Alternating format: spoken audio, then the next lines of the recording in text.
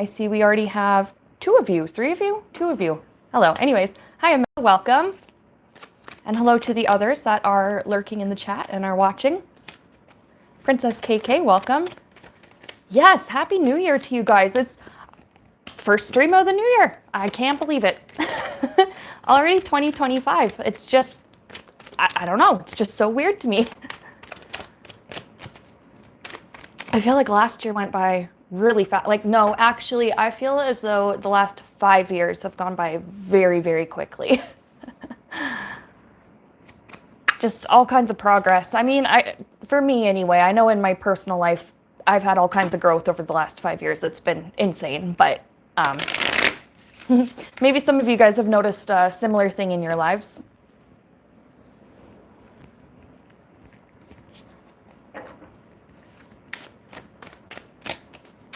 Let's see. I have a couple of different decks today, and I think I'm just gonna switch through them just as I want to. So we have our classic One World Tarot.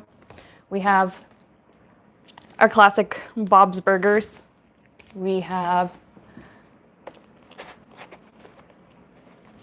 I'll hold it up this way, Housewives Tarot. That way you can see it.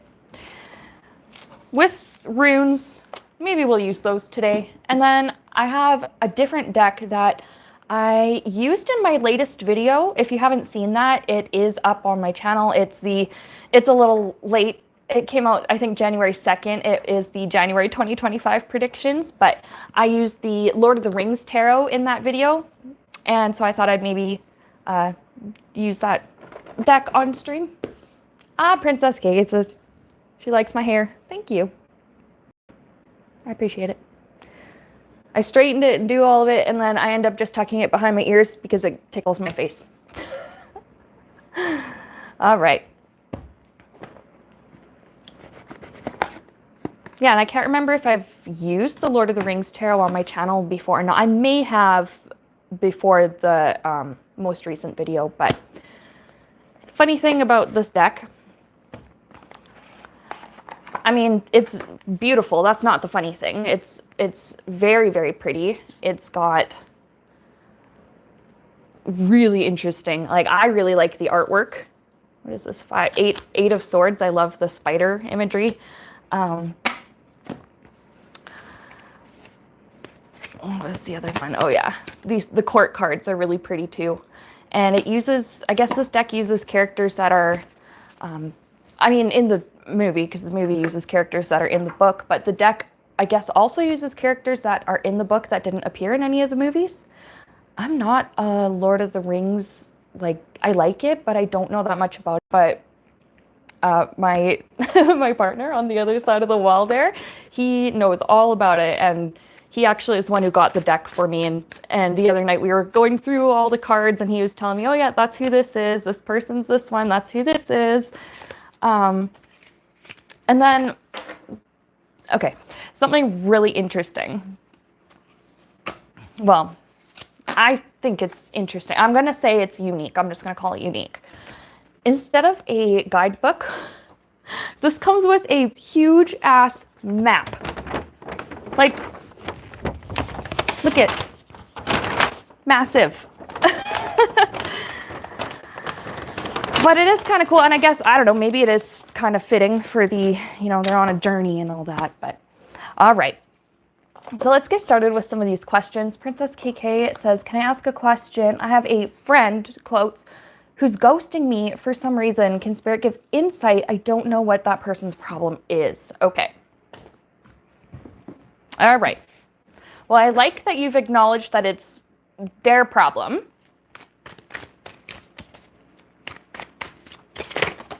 Ooh. Because it doesn't, I like that you're not immediately blaming yourself for this one. Sometimes people hurt our feelings and we don't really know why. So I'm going to get these shuffled and then let's see what comes up.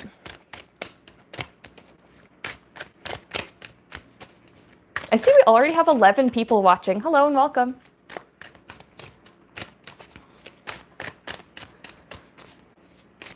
All right, so what is going on with Princess KK's friend that That is very strange behavior coming from a friend. Princess KK says, I asked God to remove anyone from me who's attempting to steal my energy, and poof, she started ghosting me. Okay, well, let's take a look. Immediately, I just heard the words like spiritual cleanup, and I'm seeing the image of like an old house being dusted, and like all these cobwebs and stuff are coming down out of the corners. Okay.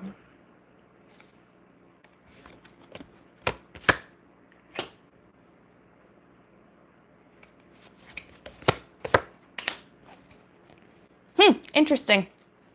So, Princess KK, you are like, I don't mean to say this rudely, but like, I'm not sure why you needed a reading on this because you just answered your own question, but we will go through and explain why your tarot cards verify this. Okay. Yeah, I see it that this person has, Three of Swords this has caused you a lot of pain, like maybe the ghosting itself, but I think there was something going on before this. Like there was dysfunction in that friendship before the ghosting. And maybe at the time, like small, like little things that kind of happen, not like big dramas, but just, small minor transgressions. Sometimes in friendships and relationships, those happen, but they weren't rectified. I'm getting that word rectified. She didn't, like, if you did something to upset her, you would apologize and, oh, I'm sorry, I didn't know, or like, oh, I really didn't mean to, I'll make sure I don't do this again. But if it was her upsetting you, she wouldn't rectify it. It would be more like, oh, well, why are you being so sensitive? I'm seeing something about the last 2 years. Perhaps the dysfunction in this friendship has been going for at least 2 years. Or 2 years ago is kind of when perhaps you started getting this inkling like, well, maybe she's not really that good for me. Yeah, so Devil card, Ace of Swords. Now, yeah, Devil card, you are asking for Spirit to remove people that were basically being energy vampires. That's it. I'm getting like vampire kind of vibes from this Devil card. And then God responded. Ace is, yes, of course. Like, it's interesting because this was kind of meant to happen in a way. Sometimes we only have people in our lives for a season. Sometimes it's a long season of many years, and sometimes it's very quick. But this cleanup, let's just say the spiritual cleanup, was meant to happen. And let's just do a couple more cards here.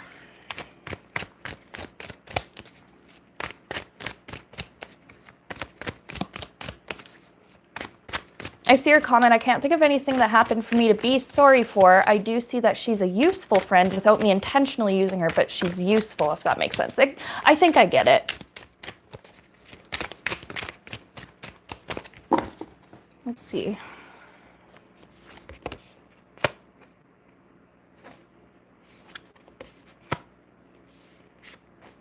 Interesting. Okay. I'm getting something about like quality over quantity. Okay, so here we have the Four of Wands, and I see this as like, in other decks, it's often a card of like domestic life and peace and harmony within one's home or one's environment. And I also have here 10 of Cups, where it's like, I'm seeing something about, and we had this example come up in our last stream, like pruning the hedges and like, or like the haircut analogy, cutting off the split ends that are actually making your hair quite unhealthy or whatever. Maybe having fewer people around you, but the quality of the relationships is much better and you feel much more loved and accepted. I genuinely cared about her and accepted her for who she is 100%. So let's just see, because I'm going to ask Spirit, is this like a temporary ghosting, or is this permanent? Sometimes people leave our lives temporarily, and then do a little bit of healing and growing and then come back and we get along better. Let's just look at that.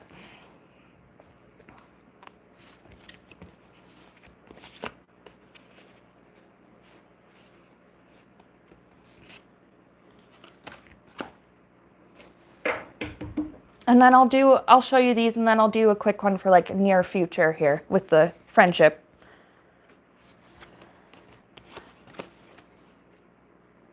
Oh, okay, I see what's happening. I see what's happening. She's not leaving your life permanently. I don't know what she's going through right now, but, and she, again, like, people sometimes do this without being aware of it or without meaning to. But, yeah, like, there is some way in which she is kind of being like an energy vampire to you. And again, like I said, she might not even know she's doing it. However, I do see like 4 of Swords here. Like, there's this feeling of like going away for a little while. So she might be radio silent for a little while. If we wanted to estimate timing, this could be at least 4 weeks. But I do see she does come back with like an offer of friendship. She might explain to you what's been going on while she's been totally silent. And it has nothing to do with you. It is all about her. There is healing that she needs to do.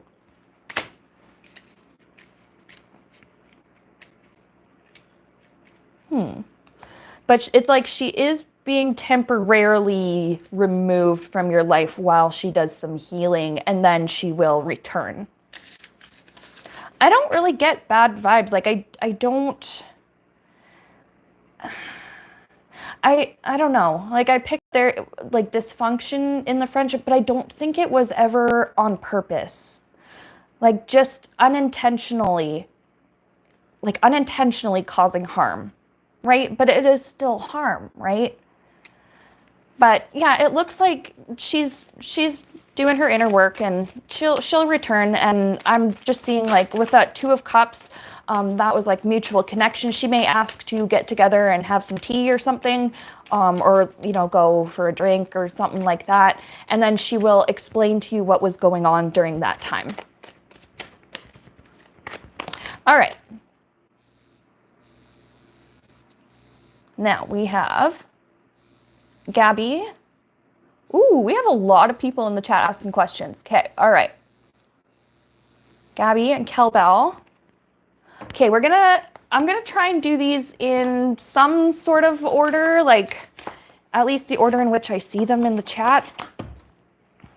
Okay. We're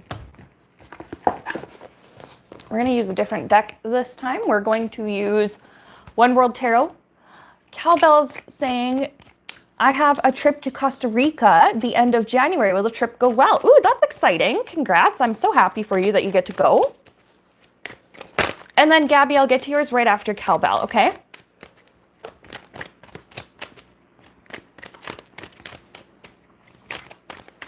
So, Kelbell's Costa Rica trip. That sounds really, really nice. It is snowing and cold AF out here. It is minus 16 today, Celsius. That's cold. Low of minus like 20 later tonight, I think. It's cold. I really wish I could go to Costa Rica and be on the beach. But, all right, let's take a look at that for you. How is that trip gonna go?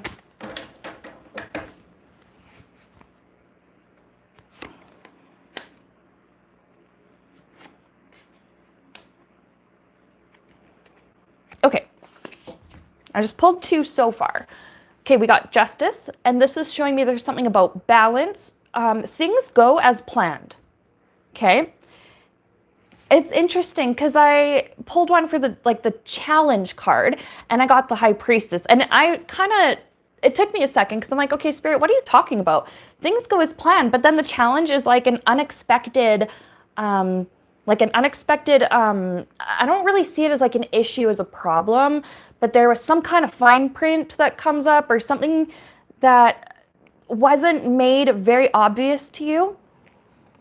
We're going to pull a card. How do you overcome that challenge? Because it doesn't seem like it's severe. It doesn't feel like, it feels like an inconvenience, but it doesn't feel like it ruins anything.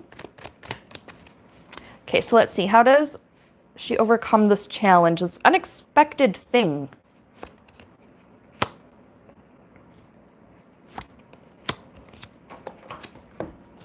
Okay, I'm getting Reimbursed and Chariot. there's a chance something could be a little bit weird with the flights. Like and again, but it's a minor inconvenience. Like you get reimbursed and then you maybe even because it's Queen of Pentacles, like, and like queen, like royalty. So maybe the airline screws up and they're like, oh shit, we messed up. Like, let us compensate you. Maybe they have to put you on a different flight, but they upgrade you to a different, like, I don't know, business class or something instead of just like the regular passenger. I don't remember what all of the different areas in the plane are. And there's coach, there's economy, there's like business class, there's first class. But I think, yeah, you're either compensated with money or they do something to make your next flight. They give you something like some kind of a gift or sorry, please don't be mad at us kind of a thing. And then everything goes ahead just fine with this Chariot. The travel is fine. I'm getting something about the landing is fine. The something about the beautiful view. I'm seeing a window seat. I don't know if you've booked a window seat, but I just have this image of like looking out of an airplane window and there is this just gorgeous, there's the ocean. It's lovely. There, you're getting closer to the landing. You're seeing like all the cities and stuff like that. It's a very cool view. All right. Anything else to know about the trip?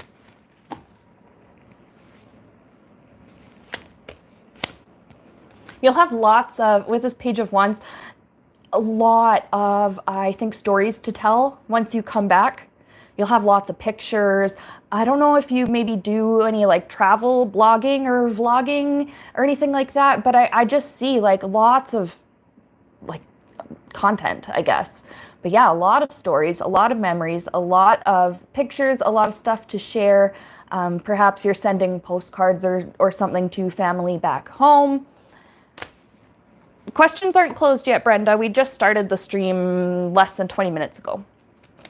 But yeah, so Kelbell, it looks like it does go really well. Just if the airline screws something up, for your flight over there, don't be surprised. But it seems like if they do, they will find a way to make it fair again. So yeah, looks good for you. Okay, and then we have Gabby. Gabby saying, do you see a relationship between... Okay, a Taurus and I lasting for at least a few years. Our relationship started not long ago. Okay, so without getting too third party, I won't necessarily look at him specifically, but I can look at you and just the general health here of the relationship.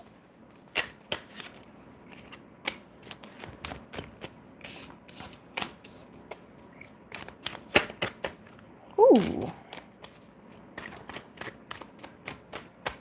Let's see. Oh. Okay, I got Lover's card. This one is good. This gives like good vibes. Good, like mutual, honest to God, real, true love. Like I just, love match is another, like a word I'm getting is a love match. There is the potential, should you choose, if this is something you both want, for marriage with the Hierophant. I see the Hierophant as like the legal, I guess, definition of marriage. You go and sign the papers and all of that. Yeah, so there's the potential for marriage here. Not yet, though, because I see, and I know in your comment there you said it started not very long ago, so that makes sense, but it is something that you two may actually look at in the future with this Two of Wands. It's something you might maybe plan for and, like talk about theoretically, sort of, and then, or hypothetically. Nine of Wands. I'm going to clarify this one because it just seems like somebody is tired. Someone's tired and like somebody's been through a lot, but we're going to just hang on.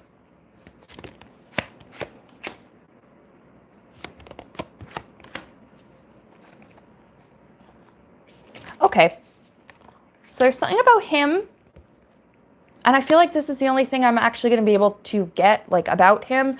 I wonder if maybe a previous relationship of his left him, like, very yeah, just this like weary, like I'm getting like war weary. Like maybe his last relationship ended really bad or something, and he's just like still sort of recovering in a way, in some ways. But then once enough time passes and he's like, okay, you know what? I feel like I've healed from this. I'm ready for the next step with Gabby, Then we have here with the magician, like, let's make this happen. Bottom of the deck, I have 2 of Pentacles. This could be something like perhaps you guys maybe in the next 2 years will start to discuss marriage. But it seems good. It just, for whatever reason, there's something from a previous relationship he's just got to kind of heal from. And then once he does, but you know what? I think that's okay. Like it goes along with the natural progression of your relationship. Like I don't feel like there's a rush or anything here. So that's what I have for you, Gabby. Okay. Imelda says, question/concern. My son's anxiety has triggered mine. He accepted an internship. Oh, okay. Each semester always triggers me. Okay. Afraid to let him take the car back to college, but will need to if no bus, whatever internship he decides to accept. Okay. Advice, I guess advice from Spirit for you. Okay.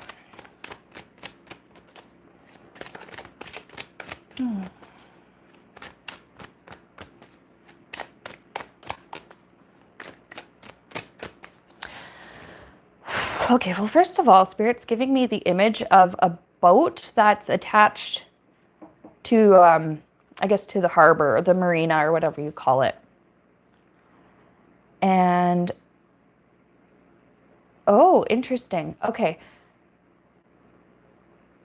I'm just getting a lot of like images flashing all at once here. And I'm seeing something about an anchor.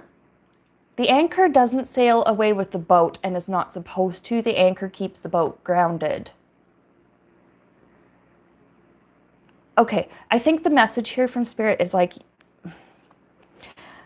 you have a lot of compassion. You have a lot of empathy, which makes sense. And because this is your child, no matter how old or how grown your kids get, I understand that their worries are always going to be your worries and their hurts are going to be your hurts. But Spirit's saying, like, at this point, you are meant to be the anchor, right? You're meant to be the stability, I think, for him. And I'm trying to say this like in a nice way that doesn't come across insensitive, because I sometimes accidentally come across very insensitive, but his anxiety, there's no need for it to trigger yours. Like, it's not important to your survival. It's not serious enough that you need to get into fight or flight over it. But let's do a few more cards. Actually, let's do a few cards, period. I haven't done any cards yet. I'm just getting that it's safe for you to be the anchor. It's safe. You don't have to feel his anxiety because he is safe and you are safe. But let's pull some cards.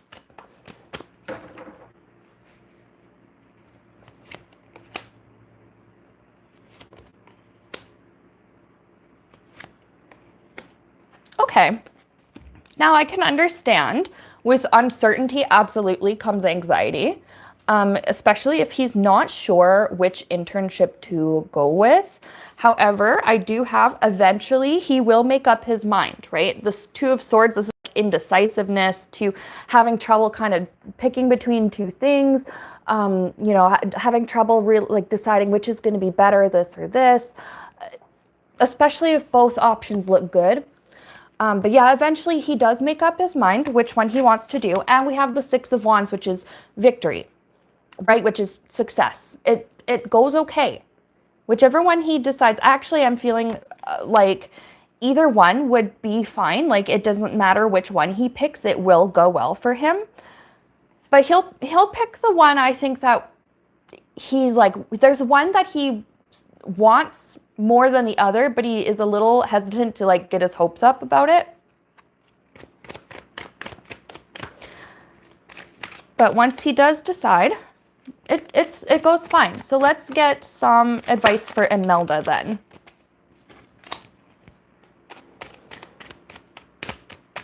Especially with the anxiety, because I understand how much of a pain in the butt that is.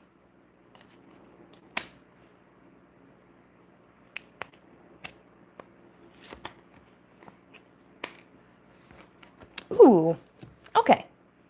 This is good news. I mean, I have to preface this with it's good news because the cards look like they beg to differ, okay, right? So we got 5 of Cups. This is referring to your past where perhaps, you know, your family did actually have some very serious issues, and maybe, you know, your son was going through stuff that was very serious and was absolutely cause for alarm. But I have the Death card here, and I heard from Spirit when I pulled this, today is a brand new day. Like, this is it's a new era for him. It's a new, like, it's a new chapter for him, where I don't think that, you know, whatever was going on in the past that was really, really troubling, I don't think he's going to go back into those old habits. That is something for, like, I just feel very strongly. He's not necessarily going to go back into those old habits because he knows how difficult that it was, and how much pain that everybody involved had to deal with and felt as a result. The gender of the court cards doesn't really matter. This is Queen of Wands. It's just the energy present. I do feel that, like, he is very creative. He's very much an outside of the box kind of thinker. And there's something about, like, handling stress. He has a better grasp on how to handle stress this time. Like, he is able to, what is it that I'm looking for? There's some kind of help he's received in the past that now he has the tools needed to be able to cope with stress and to be able to create a better outcome for himself in the future. Whereas in the past, maybe he used a coping method that was unhealthy or was quite dangerous. Now he has better skills, better, like, emotional regulation, better stress management. This seems okay. This seems good. You don't have to be afraid. But the anxiety, I understand, is completely natural. This is a big deal. And, you know, like with college and internships and career, and stuff like that, and just doing new things, new experiences, like, absolutely, I completely understand. But Brenda in the chat puts it really well. He sounds resilient. And yes, I think that is the right word to describe him. And I think that's the best word to describe you too. Hello, Capri. Welcome. Thank you for the sub. Yes, you can ask a question. I do have a few others ahead of you, but ask away and I will scroll back down through the chat. Okay.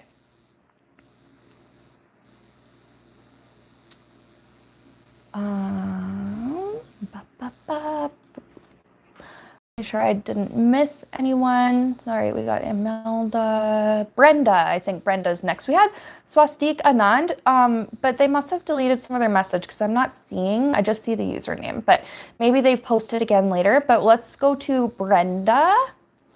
Brenda wanted to ask if this month will be good for her. We're gonna switch decks, just cause. We're gonna bust out Bob's.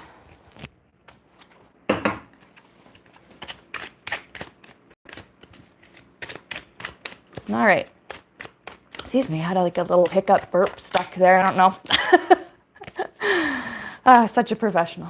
Anyway, so Brenda's January 2025.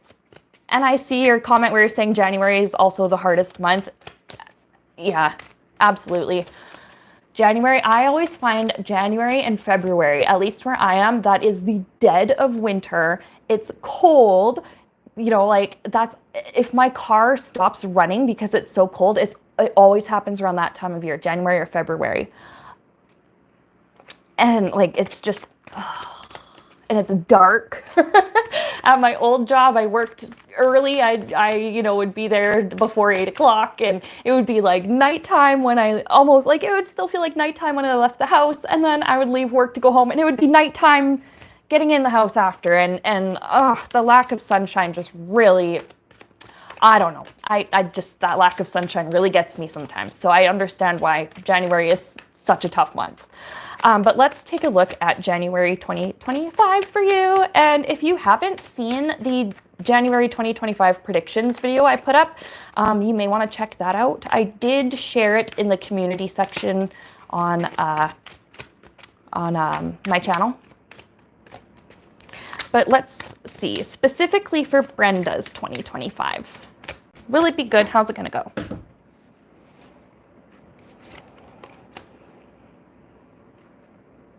I'll pull one just for general and one for challenge, and then we'll go from there. Challenge.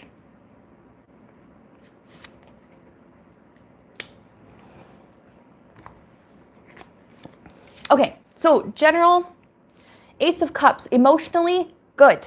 Good month. There's happiness, there's joy, there's excitement, there's, I think, a releasing of trapped emotions. There might still be some, like, yeah, some feelings, some hurts, some like stresses. I'm going to say traumas, but in this case, it's referring to like smaller things that when they happen enough times over time, it does become a bit traumatic. That's being released. So do not be surprised if you find that you have a good cry at some point this month. It's not because you're hurting, it's because you're healing. Okay? Then for challenge, I had Three of Pentacles and Page of Wands. There's something about like your working situation. And I was getting the word like petty. Not usually what I would get with the Page of Wands. That's usually like a Page of Swords type of energy, but this Page of Wands, like it's petty details. I don't get an energy of like bullying or causing harm or anything like that.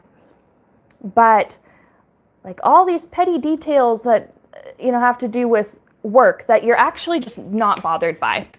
I feel it's that you have everything under control already, but there are people around you that are like, oh my gosh, do you have this detail and this? Like, oh, did you remember this? Like, oh no, I can't believe I almost forgot this. And like, oh my God, the deadline is coming up for this. And you're just like, it's fine. It's all taken care of. Like, look, it's right here. I'll just send it to you. It's fine.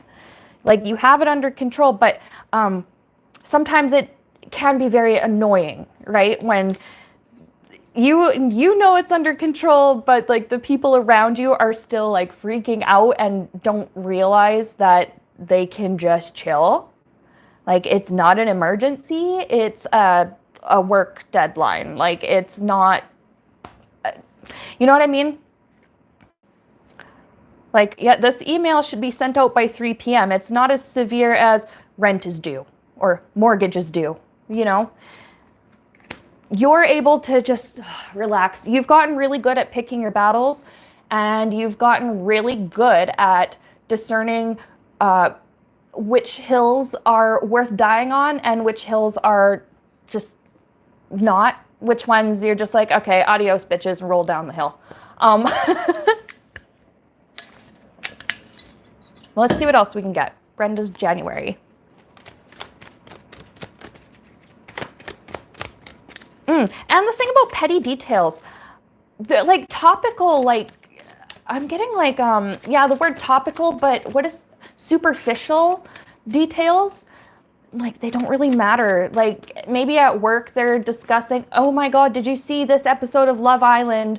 Or, you know, whatever. And you're like, I don't care. Like, I'm just trying to get this done. Like, I don't care. Or like, oh my gosh, did you see Nancy wore that the other day? And like, what does she think? Who does she think she is wearing that? And meanwhile, you're just, I don't know who Nancy is, but meanwhile, you're just like, type and you're like, yeah, well, that's what she chooses to wear. It's still within the dress code, so it's fine. I don't care.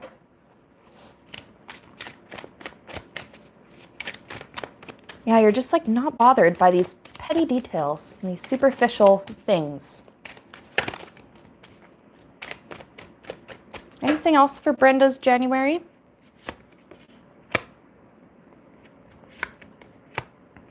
So many cups here. Hang on. So many cups here. I love this though. I do. 9 of Cups. This is like wish come true and feeling satisfied with what you have, feeling satisfied with how things are turning out. I also am seeing like just satisfied, like you have really good friends around you. And I think that you and like these good people that are in your life, like you are going to be spending time with them and you're just going to feel like, wow, I am so happy I know you. Like, I am so happy we both live in the same city, or, you know, I'm like, I am just really glad I know you. There's just this gratitude. Like, I am so grateful I have you. Wheel of Fortune with our lovely Wonder Wharf Ferris wheel and 2 of Cups. Transformations coming, and we'll look at this, but I just have here like with transformation in your life coming, and it's good. This is like good luck. The Wheel of Fortune is actually like the good luck card.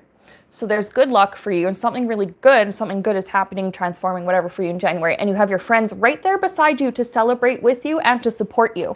So let's look at what this transformation is. What is the transformation?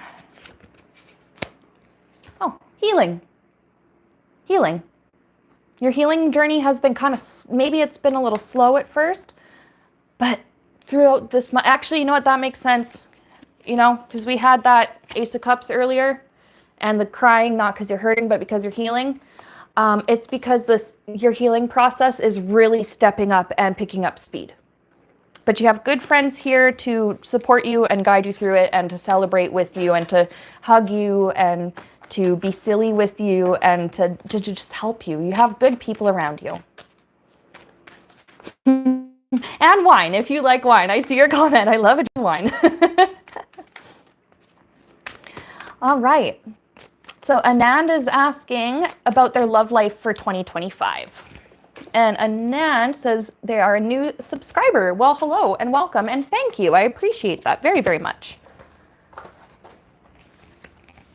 So Swastik Anand is, how will my love life be in 2025? So let's see.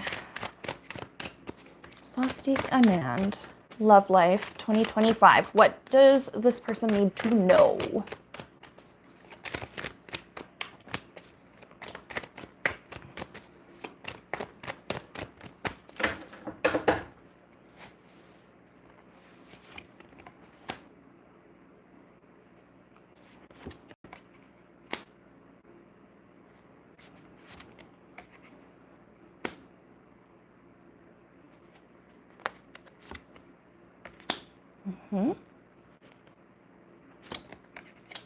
Okay, I'll pull these.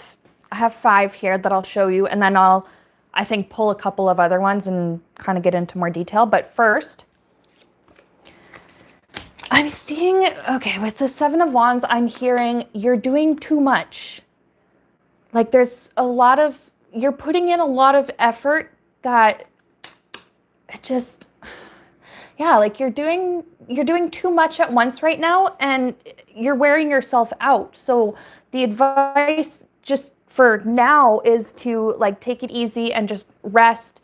I'm getting the like servant, that word servant. Like you're very, okay, I see. In relationships, you're very loyal. I do pick that up very strongly.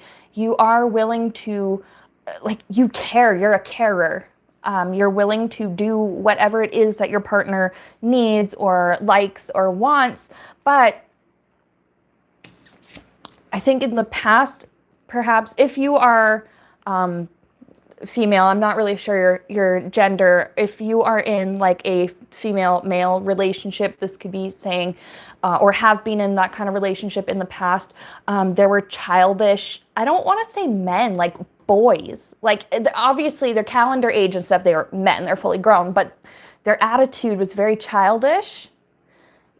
I'm just getting this like, in the past, you were doing way too much for these man babies, or these like, okay, I see you say you're male.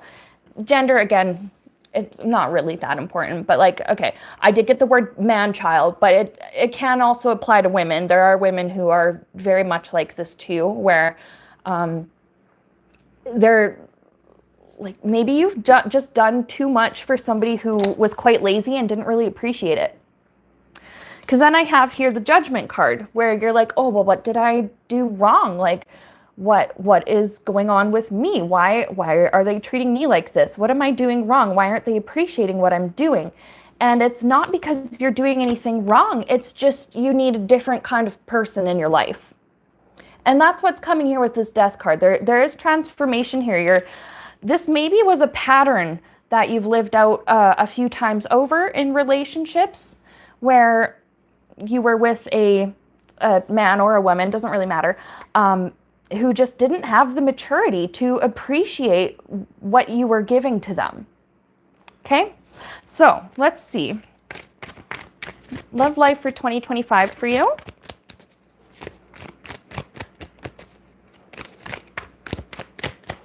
Because there's this no more, there's take a break,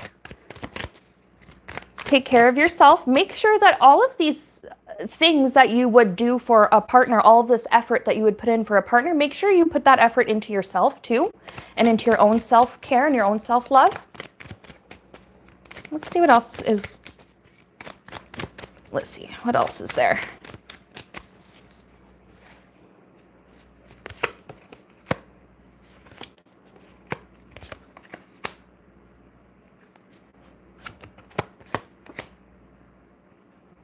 Okay. Oh, but there's good news here.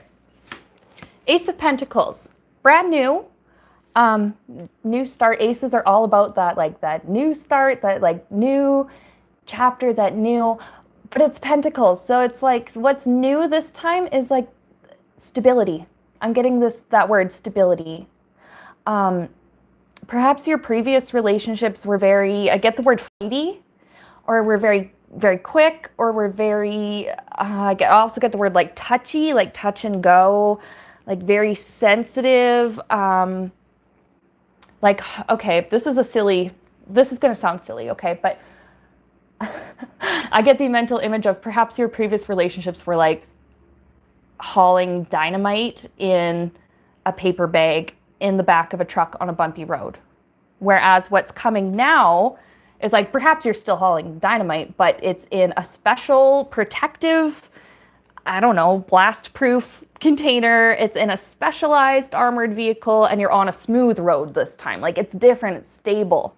It's not so volatile. I do see perhaps next 6 or 7 months, if we were to do timing here with tarot, you could meet a new person, or if you're already kind of in the talking stage with someone, 6 or 7 months is when you like get a little bit more serious with them. Bottom of the deck, I have 2 of Cups. This is mutual. Usually I say this one is mutual understanding, but what comes to mind immediately with this one is this is mutual effort. So the effort that you are going to put into this next relationship, that person is going to put in that same amount of effort. This is somebody who's going to appreciate all of the things that you do for them. And then what's interesting is like, they don't just love you for what you can do. They appreciate what you do for them, but they love you just for you, because you make them laugh, because you make them smile, because they feel safe with you, because they're attracted to your looks, but they're also just attracted to your energy and that essence of who you are. This is going to be different than what you've experienced before. Next, perhaps 6 or 7 months. What does that put us? It's January. July, August. So maybe around summertime, you might find, if you're in a new relationship around then, that it is, again, very different. It's very stable and it's very equal. I get that word equal. It's fair. It's finally fair. No more man child or woman child. No more lazy, immature, unappreciative, spoiled partners. You are getting someone who's going to pour into you just as much as you pour into them. Okay, so that's what I have for you. Maria says, general for the month of January. Okay, so Maria, if you are still in the chat, hello and welcome. Thank you for being here and for posting. Also, Brenda, thank you for the super chat. I just saw that now.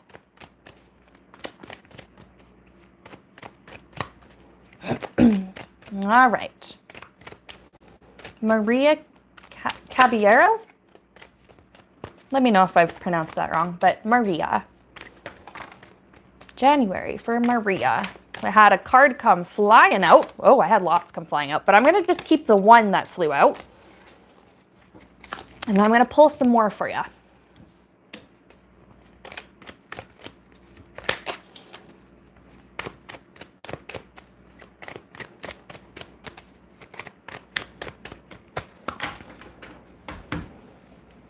Caballero, I did say it right. Okay, cool.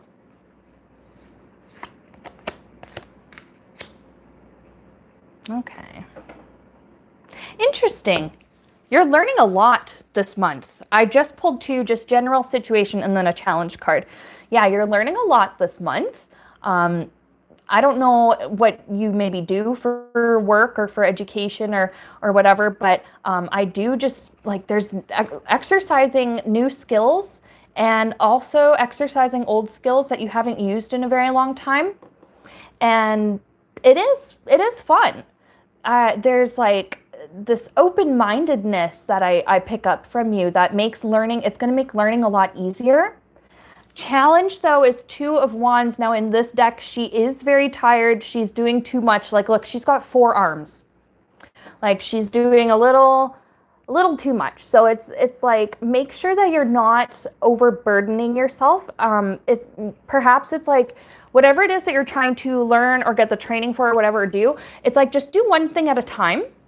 You'll have more success, I think, that way if you're just doing one thing at a time instead of like multiple.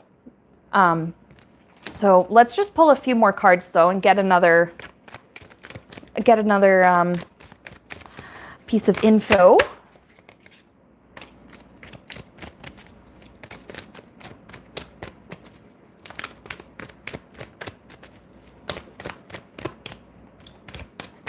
I feel like you have a lot of opportunities in front of you and you're not really sure which to go for or what to pursue first, maybe. With our 7 of Cups, let's see what else. Let's see, how does Maria overcome this challenge of, there's that warning of just make sure you're not doing too much. So let's see, how does she overcome this challenge, Spirit?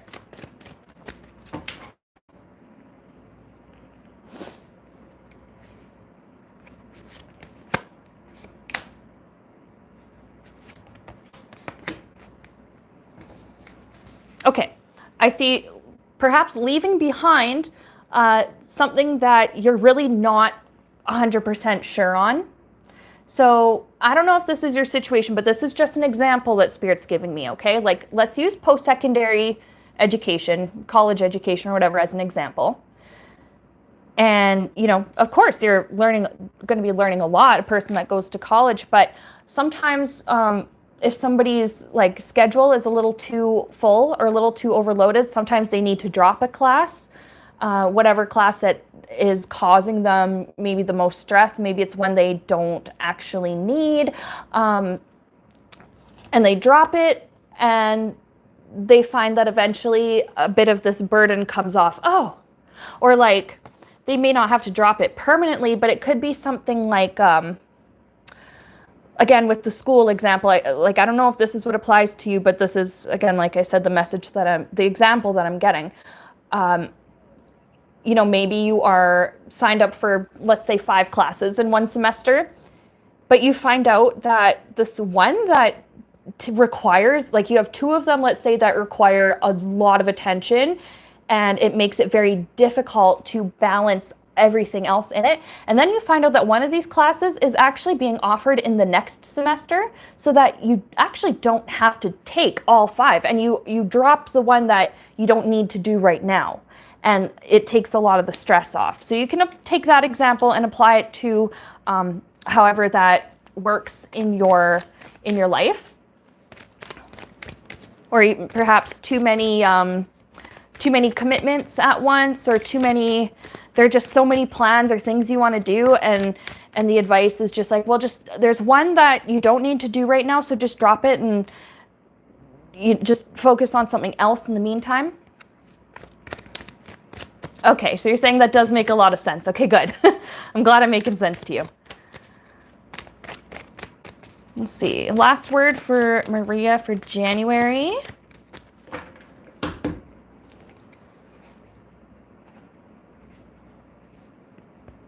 I have 3 that want to come out. First of all, I get the word delegate. So maybe this is like a work thing.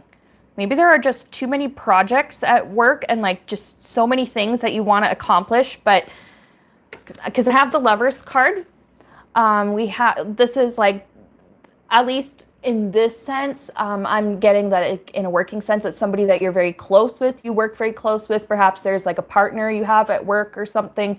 I got that word delegate.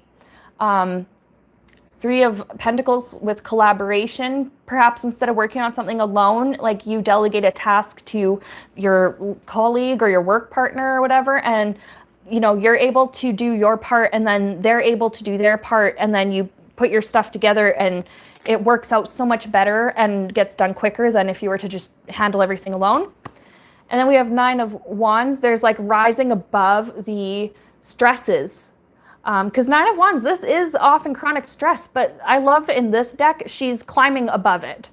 And it's like, I think once you figure out how to balance your schedule and manage your time and all of these goals that you have, like there will still be hard work to do, but you won't feel like quite as burdened or stressed as you would if you had tried to just do everything all at once. Okay, so that's what I have for you. Let's see. Who is next in the chat? After Maria, Strawberry Rhubarb says, oh, thank you. You love the One World Tarot. So I love your deck. I have one in my car and one in my office. Oh, I love that. Cappy Rise says, hello, new sub. May I ask a Q? Absolutely.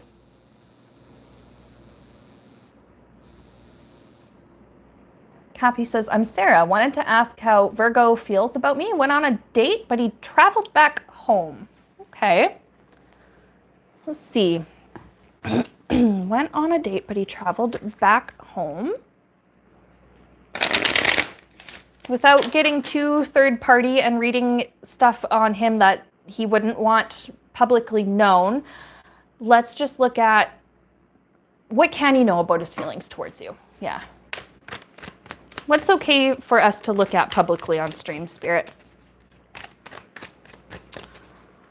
How does this person seem to feel about you? They traveled back home. So traveling, I assume that means they live quite far from you, at least currently.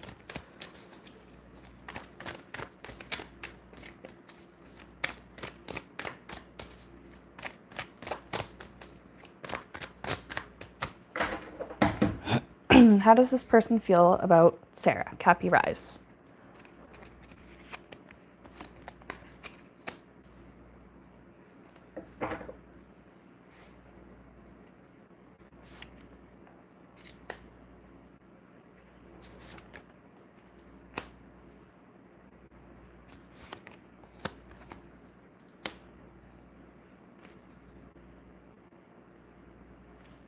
Okay, first of all, I have with the Moon card, I literally heard from Spirit, they need sleep on it. I think they do. Like I do pick up like they do like you. Okay. They do see you as, with this Queen of Cups, this is representing you. They do see you as like a caring person. They see that you're kind. They see like that you're friendly and that you're like, there's something about just you're open, which is very funny because in traditional tarot, the Queen of Cups is the only queen with a lid on her cup. In this one, I mean, she doesn't, but there's something you're very open about that they didn't expect you to be open about. Perhaps you are more comfortable like expressing emotionally like how you're feeling, and perhaps that's unusual for this person. I do have that they do find you very attractive. Okay, I'm gonna just say that with that Knight of Wands. They had to sleep on it. They wish that they could sleep on it, let's just say, next to you, okay? They yeah. He or she finds you very hot, okay? I'm just gonna say that. And there's something they're a little hesitant about. And I don't think this is because of you or any fault that lies with you. I have the Seven of Swords and the Nine of Wands. They have been betrayed in the past.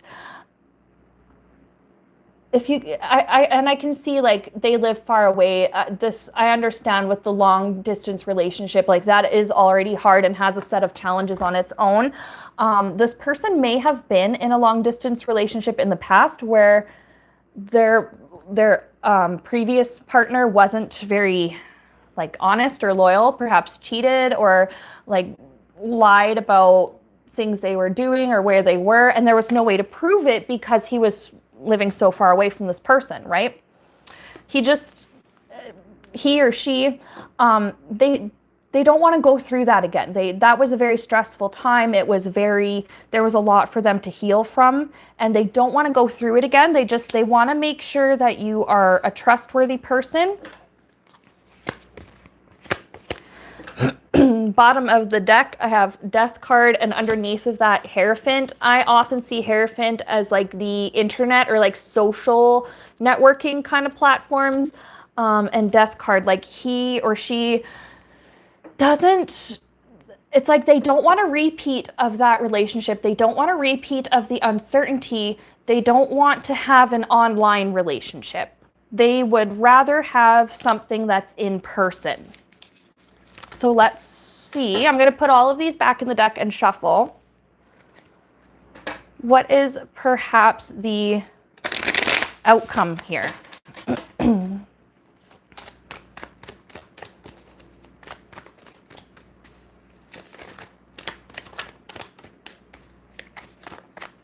And again, it's not anything that you did. Okay, outcome. Okay, there's the moon again. Continue to sleep on it. They're having trouble, I think, trusting that, like, their gut feeling.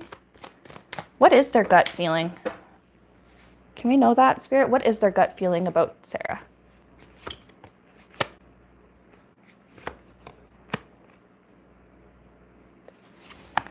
Well, they like you. They do.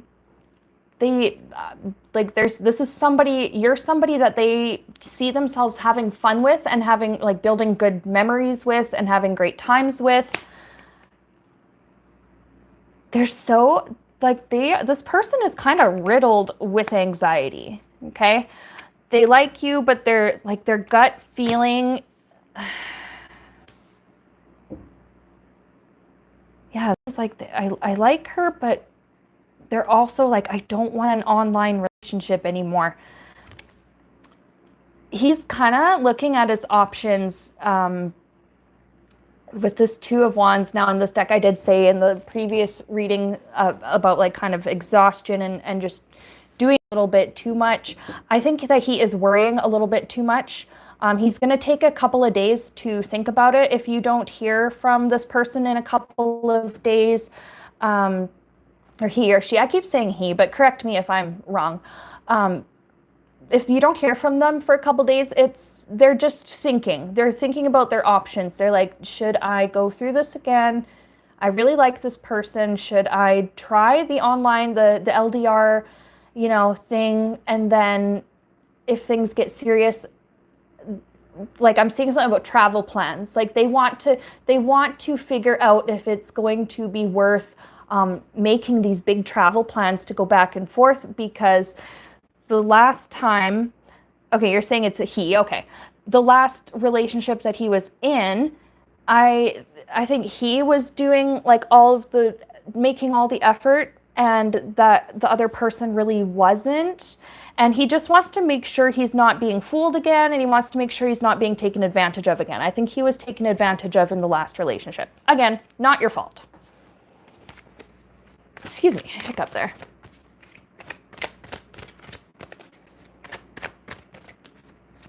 So let's see. Final word. Or actually, let's look at near future of this relationship. Near future. And then final word. Near future.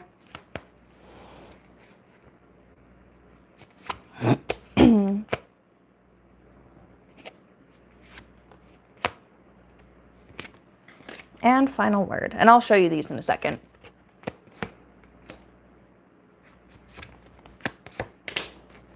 Interesting. They're fighting their gut feeling, right? And we said earlier, like they like you, they think that you're very fun, and about how they could see themselves creating a lot of great memories with you. Their gut feeling is that they want you, but they're fighting with their fear, right? Their fear of being harmed again. But look at this, near future. I'm seeing like he's working and he's saving up money. He's got like a travel fund or some kind of fund already, like and it makes me kind of laugh, because if he's so like, oh, I'm not doing this again, I won't go into, I'm not, nope, never again. Why is he working and saving up for a travel fund? And I did hear that, travel.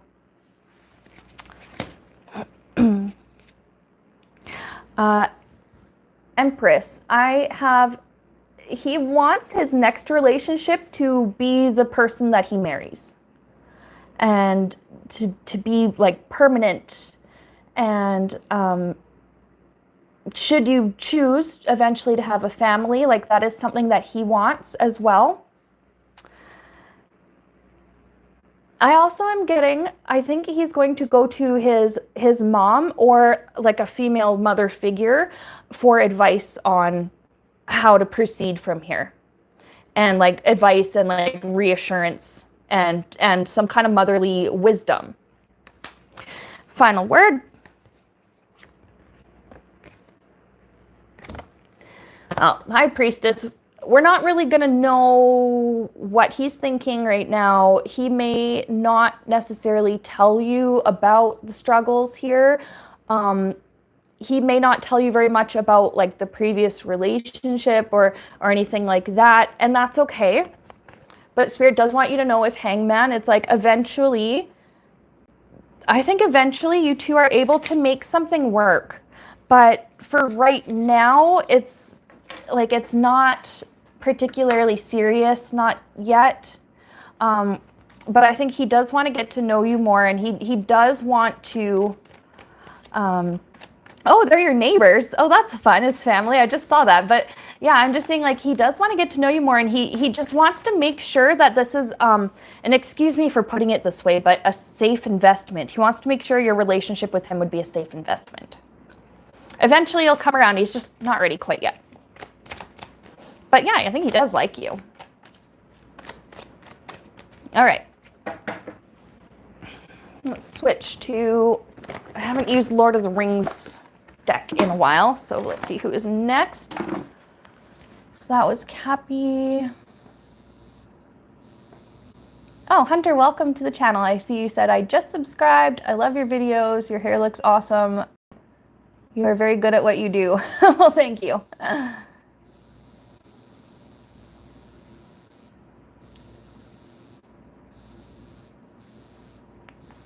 I'm just looking through the chat here. Okay.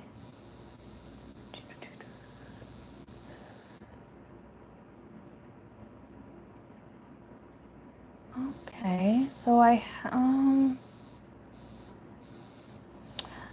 Darshana Moore, if you are still watching and still in the chat, I might have to reword your question a little bit and just ask Spirit to give you advice on the situation. I see where you're saying your engagement broke. It was a love match. Will he return to you? You are in a no contact situation because his family broke the engagement. So, okay. Let's just get some advice for Darshana then. And if I'm not saying your name correctly, just let me know. But Spirit, what is the advice for Darshana Moore?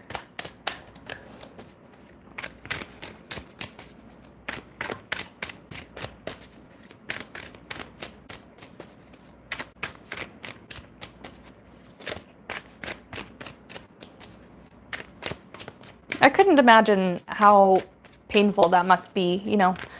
And you're saying your family broke the engagement. So my assumption is you're from a culture perhaps with like arranged marriages, or where like your parents actually have much more influence over that than you do, even if you're an adult. And I assume that you are an adult.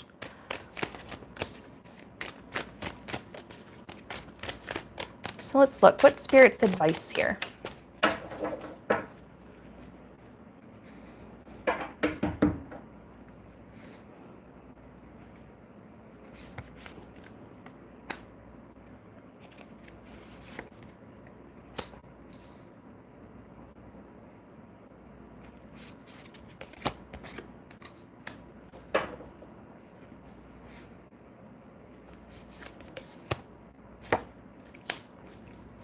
Interesting. He might send a message here with this Page of Swords. I think he might try and send a message to you through a mutual friend, or like he'll contact one of your friends to tell you something from him.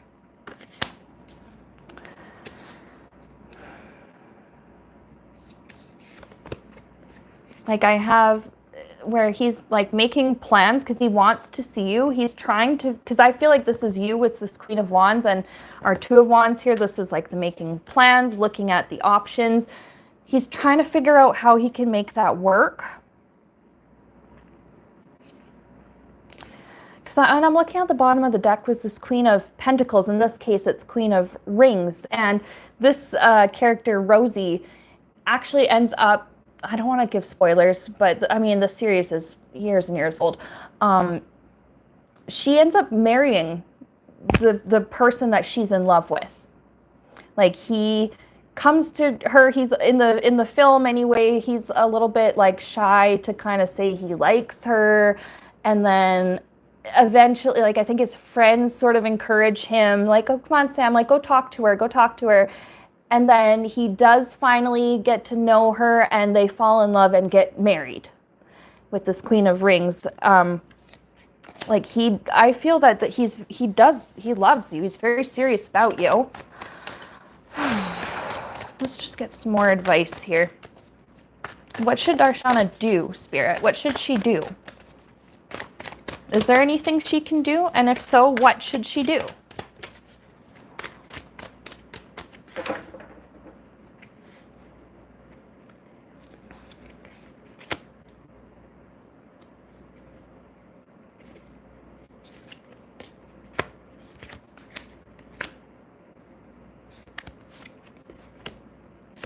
Interesting. Okay, just hang on. I see 6 of Cups and 10 of Cups, 9 of Cups, a lot of cups here. You may have to wait a little bit. This could be at least 6 months. There could be some kind of, you might be in separation for like several months here. But I do have here 10 of Cups. This is happy family and happy home. And this is what you and this person want together.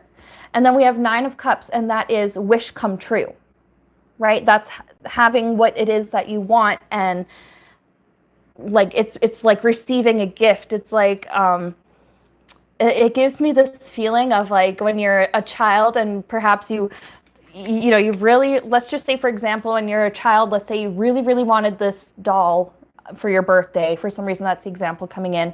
Or like as, some kind of, you really, really wanted this doll and you had to wait. You had to wait until your birthday or until some kind of a holiday or something like that. But you did eventually get it and your heart just felt so full. And you were like, oh, I got what I wanted. This is what I always wanted. That's the feeling I'm getting. It's going to take a little bit of time. You may, like I said, you may find yourself in that separation for several months, about 6 months. But I do see you getting what you want. So I think because there's not a lot I can say about him without like breaching what I feel are ethical boundaries. I think right now he's formulating a plan to be able to make things work between you two, and that's what I can say. And I love seeing that Nine of Cups, wish come true, and 10 of Cups, happy family, spiritual fulfillment, emotional fulfillment, having what it is that you want, what your heart wants, and like I'm feeling like what your soul wants. So I guess the message here is just give it some time. This person cares about you, but just give it some time. Okay. Now Miles said that they had a question, and I just want to make sure before I jump to Miles's question that I didn't skip anybody, because I'm trying to do this kind of in order. Okay, Cindy, Ali says, can I ask a question, please? So yes, if you are still in the chat, Cindy, absolutely. Ask away. And then Miles, if you can put your question in the chat too, that would be great. And then I can get to yours right after Cindy. Okay, Cindy wants to know, how does Wagner feel about you? I know you put his date of birth in the chat. I assume that's his date of birth. I'm not gonna say it. That is somebody else's personal information, but Spirit knows who you're referring to, and I'm gonna trust that Spirit's gonna give me the information on the person that is on your mind / heart. Wagner, how does this person feel about you?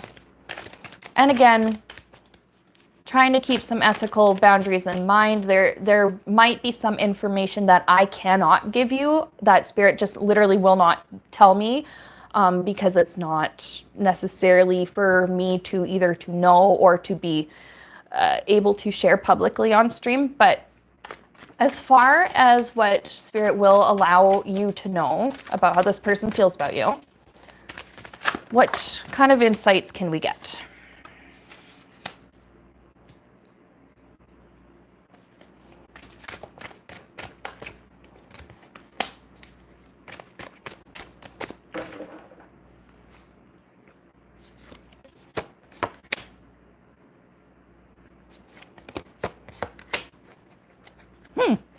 This is good, actually. Good energy here. Good sign.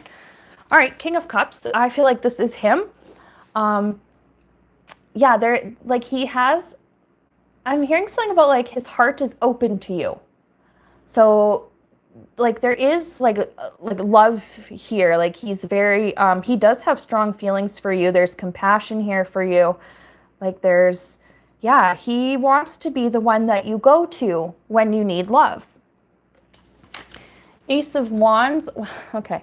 First of all, aces are my yeses. So it's like, yes, he does like you, but I got to be careful how I say this, because sometimes YouTube will censor or like demonetize, and sometimes they won't when you talk about spicy things. He's very attracted to you. I'm going to say that. He's very, very attracted to you. In the traditional Rider-Waite tarot, or you know what, I'll see if I can show you on my deck, one of my other decks here.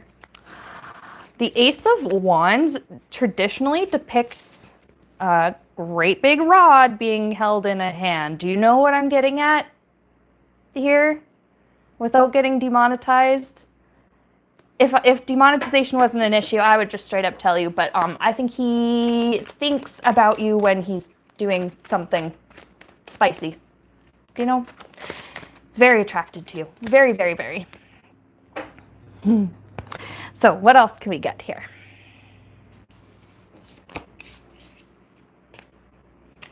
Two of rings, which actually in this deck is pentacles. Something about at least 2 years. So either he has had feelings for you or has been very attracted to you for the last 2 years, or he sees you as somebody that he can be with long term. To him, he sees 2 years as long term for a relationship.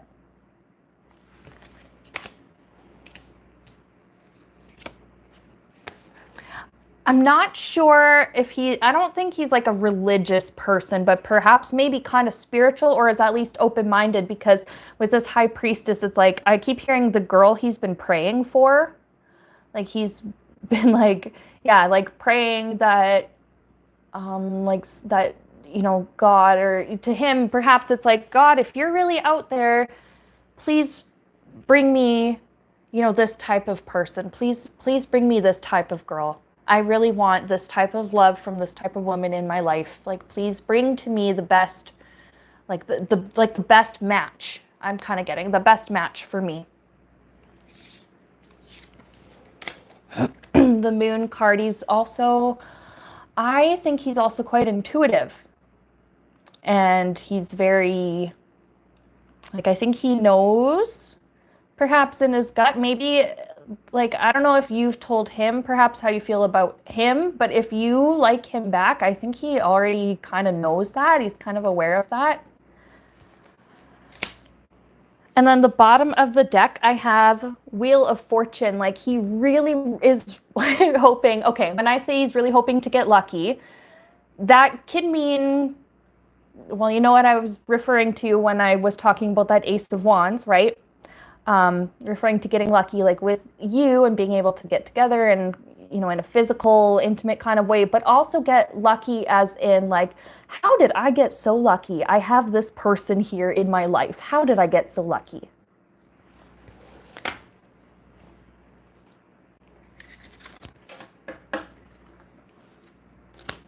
Yeah, so let's just see, do you guys like get together? Oh, I see your comment where you didn't think he had emotions because he never expressed them to you, which is like but you know what?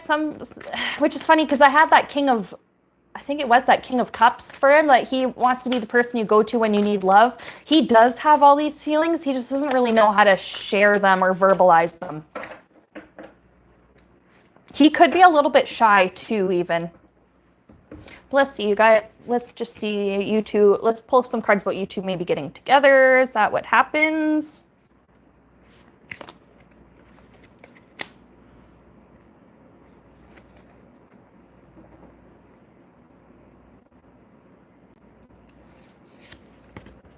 Okay, that's his goal. He is very determined to like win your heart. King of Swords, he wants to make sure that he is like, yeah, like the man that you need. Now he, again with that, like we had King of Cups for him earlier, now we're getting King of Swords. I think we're just seeing two different aspects of him. Right now, he does seem like he's maybe a little bit blunt or a little bit more analytical or something like that. But that is not going to take away from who he actually is in his heart. He's actually quite soft in his heart. And I have that he's thinking like 2 years for him. He's like, oh, that's a long relationship. I'm seeing at least 5 years. And it doesn't mean that you're only together for 5 years. I'm seeing like it's 5 years and then you sort of go from there. Like, how are things going? Like, do I want to continue this with this person? Do I want to take the next step? Perhaps it's 5 years until you take the next step towards something like marriage.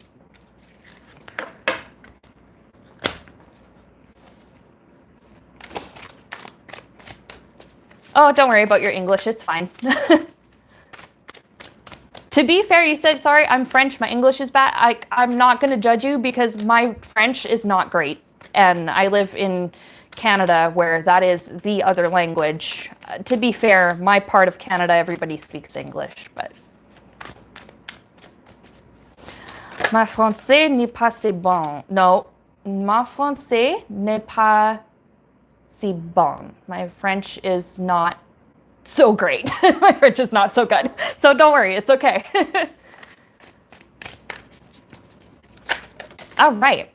So now Miles. Yeah, I do need to drink more, Ellie. You're right.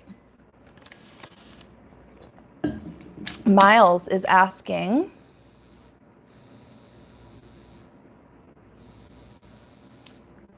where is Miles's question? Okay, Miles is saying, my cat died and all my pets have been within a month of getting them. Does that mean anything? So you've, like, your pets have been passing away within a month of you, like, bringing them home? Is that what you're saying?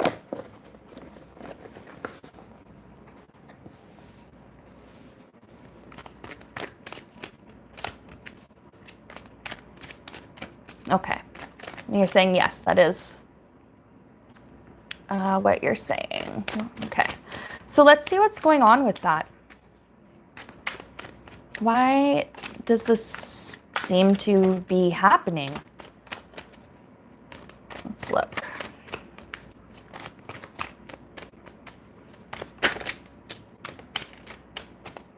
Okay, I am getting the word hospice, where I suppose, I mean, from what we know about hospice care, often when somebody's terminal or is very, very aged and does not have much time left and treatment options are no longer working or are no longer worth it, the person goes to hospice, where they can live out the rest of their days in relative comfort, where the goal is to just keep them comfortable until they pass. So that is okay. That was like the first big word that came in was hospice, but I'm gonna just pull a couple more cards.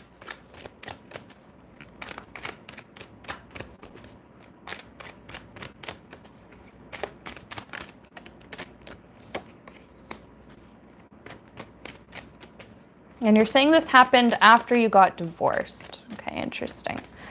So,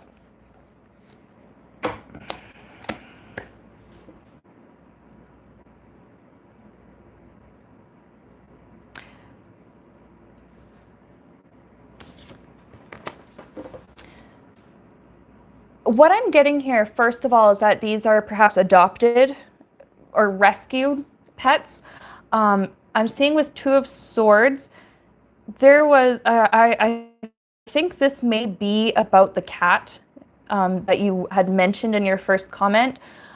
This cat only had 2 weeks left to live. I'm not sure why, if it's because it was an elderly cat or if because there was a sickness that nobody picked up on, or like the cat didn't seem to show symptoms, and then all of a sudden all the symptoms sort of did come up all at once and this cat passed away. I do get FIV.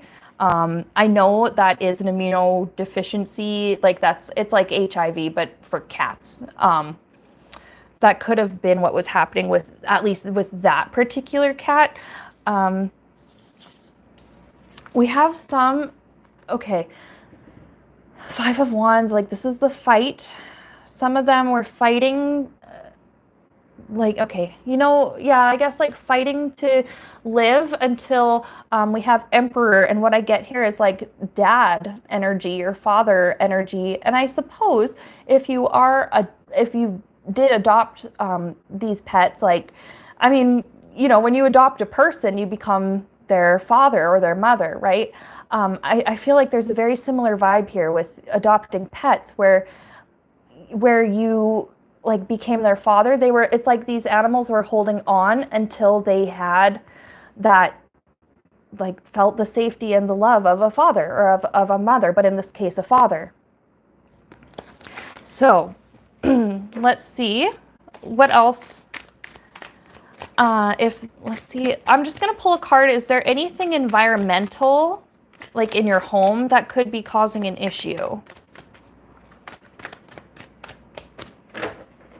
Is there anything in your home that could be causing an issue?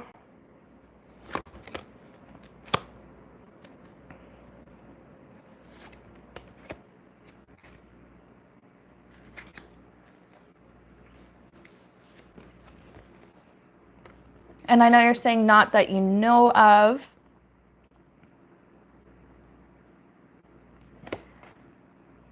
The only thing with this 5 of Cups and 3 of Wands, the only thing like that I really was getting was perhaps if you'd had some kind of flooding in the past and there was mold in a certain area that could cause issues, but it wouldn't cause an otherwise healthy animal to suddenly decline that quickly, right? It's something that was already happening for them when you got them.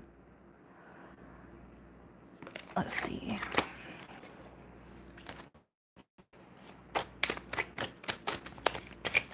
Let's just get some more info. He said kids maybe. I don't get the feeling that your kids are the issue though.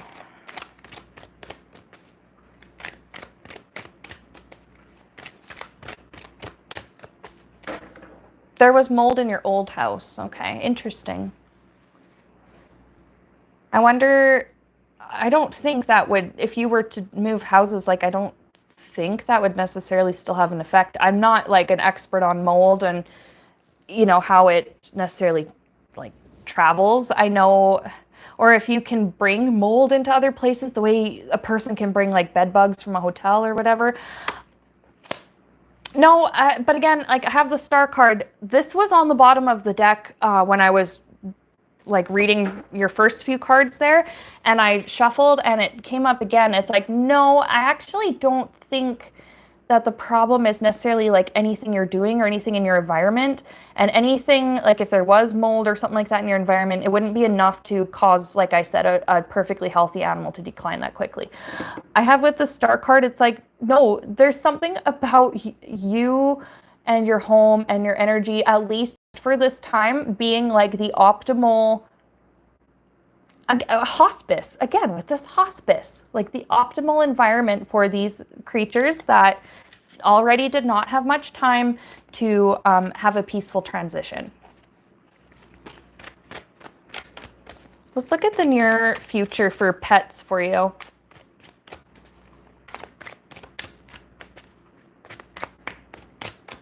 And I did see Pam's comment in the chat where she said she actually had some rescue pets who had hidden health issues when she got them. I haven't adopted an animal from a shelter, from a rescue before. I would love to someday, but I haven't done that like yet. So I don't know how common that is, but I have heard actually multiple stories of people adopting animals that seemed fine. The workers at the shelter thought the animals were fine. Perhaps even the vets who checked them like thought they were okay. Maybe they missed something, and then it turned out there actually were some serious issues. But it's like these creatures were drawn to you. It's like they chose you because something about you is safe and made them feel like they could pass and transition safely.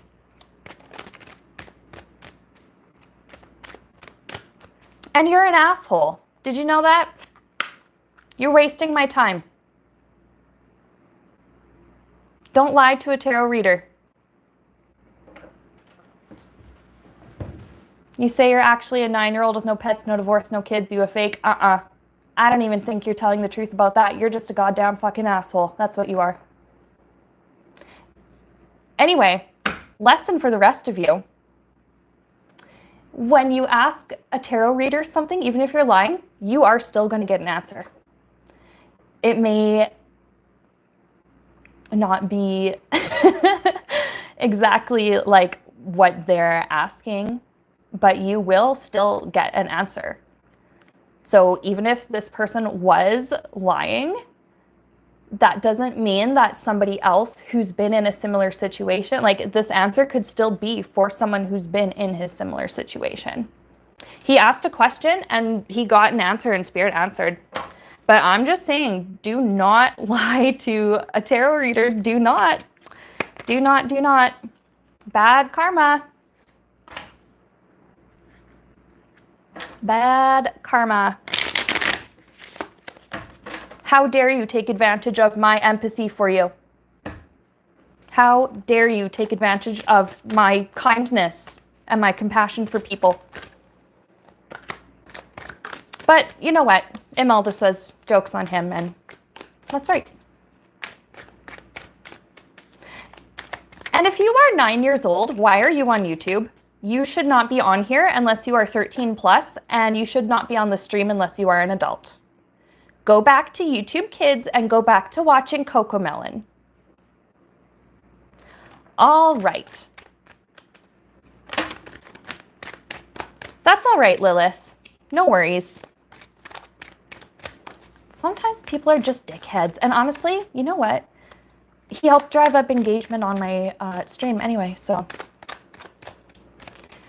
Yeah, but that's okay. Live and learn. Just because somebody is a dickhead who lied to me doesn't mean that everybody else on the stream is also going to do the same thing. And, you know, it just shows, like, I love doing this kind of work because I love to help people. And him doing that to me doesn't, honestly, I don't think it makes me look dumb. It makes him look dumb.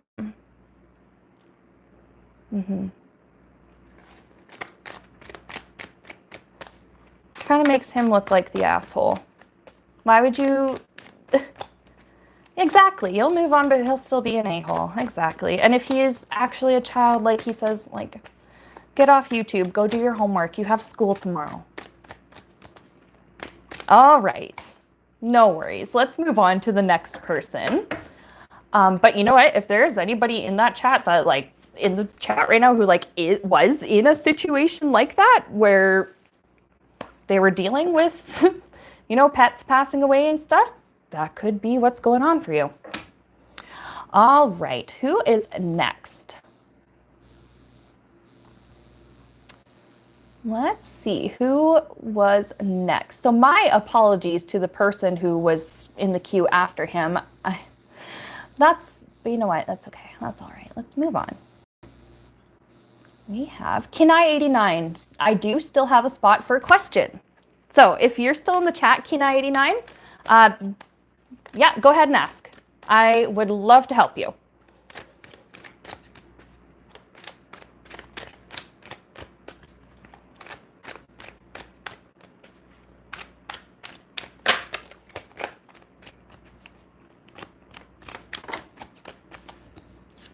Thank you, Lilith, and to my other moderators. You guys are all so great.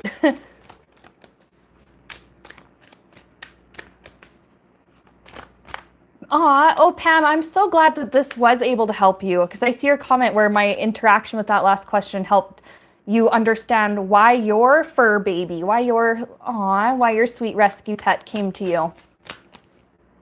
Okay, so that wasn't wasted. I'm so glad I was actually able to help you, Pam. I was able to help somebody with that answer. All right, so Kenai says, thank you. Yesterday I got a strange visit from a classmate that I haven't talked to for 8 years. Ooh, okay. And then what?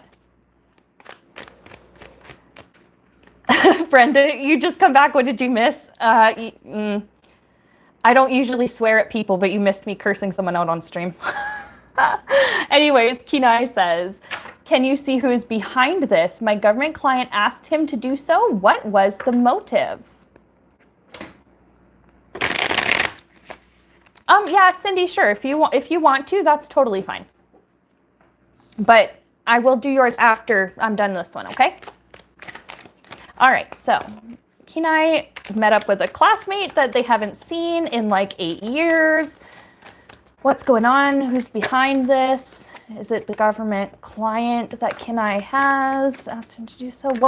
First of all, let's look at what was the motive. What's the motive for this person? What was the motive for this person coming to you and you hadn't seen them in 8 years?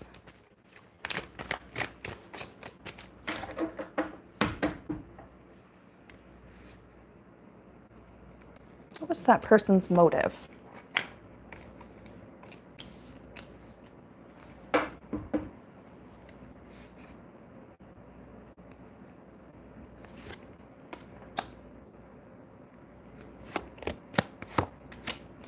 Okay, interesting.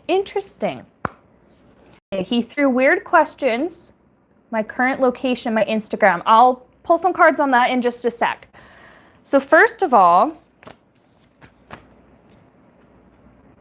I think he does want something. Okay, he does. And I'm saying he. Okay, and I see where you said he in your chat there.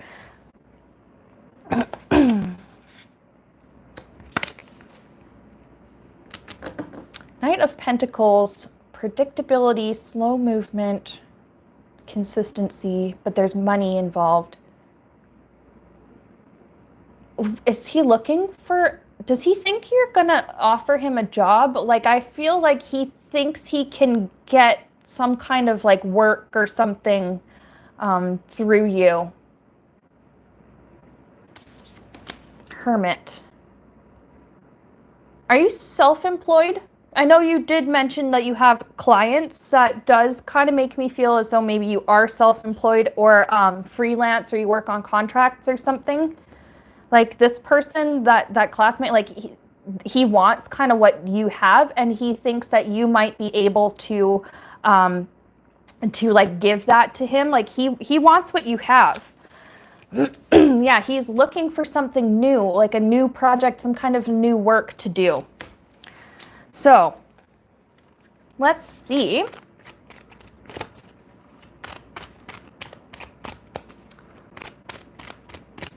Let's see. Okay, so yeah, you said you are self-employed, okay. I want to just get more about his motives, at least that we're allowed to get here, like on, at least that we can discuss publicly on stream. More about his motives. I want, because sometimes it is okay to, excuse me, to go to somebody who is self-employed and ask them for advice. Like, for example, a good friend of mine who does my eyelashes, she's self-employed, and I ask her all the time for business advice because I see the success that she has and how happy she is to be self-employed, and I want that for myself also, but I don't intend on using her or trying to get a job from her, or like, I just want to know if this person is, I'm going to pull a card here and see if like they are genuine or if they just want to use you as like a means to an end. Let's see.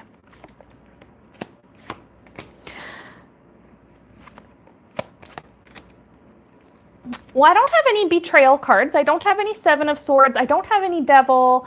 I have, like, I think maybe he wants to collaborate on something with you. Like, he's looking for a new idea. I don't think he's very clear on what, excuse me, on what exactly he wants yet. Two of Pentacles, like, perhaps, like, to maybe go into business with you in like a partnery way, but I don't see that he's like really got that planned out yet. Like, I'm not sure he really knows what he wants yet, but there's networking. Like, he does want to network with you. He does want to collab with you. Excuse me. Like, he does see like the successes perhaps that you have, and perhaps the money that you're able to bring in from your contract work, and like he wants a piece of the pie. I'm also getting something about like new investments. Perhaps he wants to invest in something together with you. I don't think he wants to actually like use you though. I just think this guy, he needs to get better at communicating. He does. He needs to get better at being direct like he's afraid to ask you something directly, and I'm going to ask Spirit, what is that?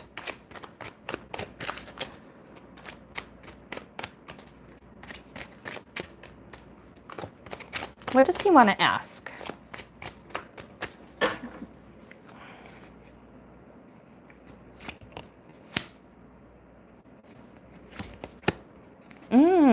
Oh, okay, okay. I don't know what kind of career this guy does, but I think he wants a career change with this tower. He's like, he's bored. And I'm getting like the word dreadful, like dreadfully bored. Like he wants something new. Excuse me, I need more water.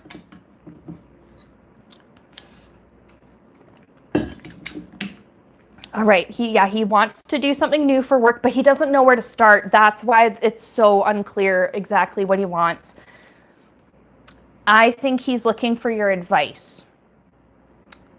Yeah, but in a way, I think he also is a little bit too proud to admit that he wants to do something else with his life. Perhaps he is currently doing something that was always expected of him, maybe by his family or his community. And, you know, maybe it was fulfilling for a while because of the money, but it wasn't making him happy, or like it's gotten old now and it's run its course. So I think he wants to come to you for ideas and, you know, have like, because he sees you, and from what he sees, his perception of you is that you're very successful and you're very like happily self-employed, you're very powerful and you're very independent. And he wants that for himself, and he wants to learn from you, but he doesn't know how to ask. Okay, and then I know you did ask about, was it your government client? Did they have anything to do with it? So let's pull and see. Did your government client have anything to do with your classmate coming to you?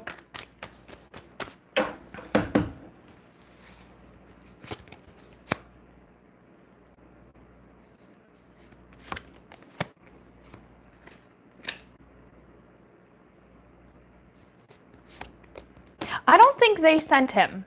No, they didn't send him. But I think with the Hierophant here and the Ten of Swords, I think he tried doing something maybe similar to what you're doing, or he tried to apply for a position or something like within, like some kind of governmental, or like, yeah, try to apply for some kind of governmental position or whatever with the Hierophant. And it didn't work. He got rejected. So now he's like, okay, well, I need to just do this for myself then. And yeah, I think he's just looking for your advice on like, how did you get to where you are? How did you make this work? I want to make this work. I just applied, you know, like the traditional route and got rejected. And it really upset him, this rejection. And he's like, fine, I'll be self-employed. But yeah, he doesn't know where to start.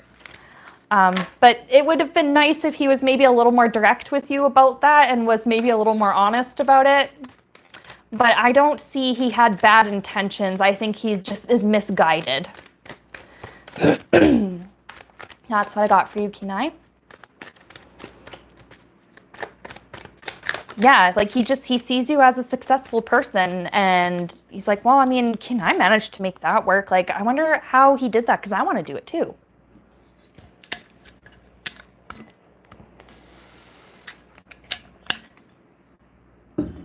Okay. Ellie, in reference to Miles earlier, awesome example to us all of patience and forbearance well dealt with. I don't think calling someone a goddamn fucking dickhead or whatever I said is the prime example of patience and forbearance, but it is a good example of do no harm but take no shit.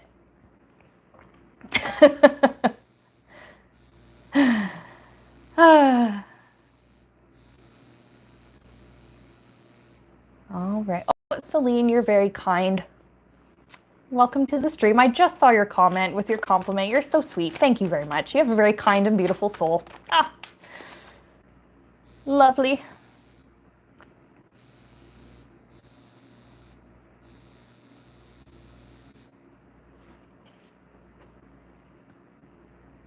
Absolutely, Princess KK. If you want to become a moderator, Let me just scroll up. I have my phone for recording and I have my laptop here just for extra. Kenai says, I do not see myself as that successful, but okay. But you know what, Kenai, maybe you're more successful than you're giving yourself credit for. Either way, that person sees you as quite successful. Let's see.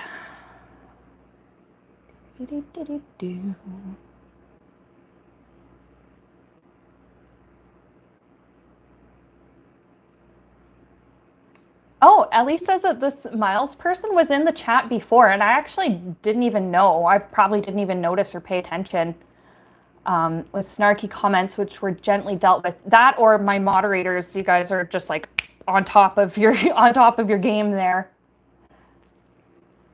Because I didn't even know. He's spirit curious and drawn to me. Oh, that's funny. But I don't deal with children, real or otherwise. I don't deal with children in this kind of work. All right. And then Pete Princess KK, you fixed him nicely. I like that side of you. I have added you as a moderator. There you go. If anybody else would like to be a moderator, just let me know. All right, and then Cindy, I know you said you had another question. I saw you did send a little super chat. Thank you, I very much appreciate it. I see you're saying you have a crush on someone, but you don't know if it's mutual. This person's name is Christopher. Okay, I'm a little embarrassed because I already asked about Wagner, but he is in my past and has come back into communication. Okay, but you had somebody from your past that's still very attracted to you, still has these strong feelings for you, but but you kind of have feelings for somebody new. Okay, I think I'm up to speed now.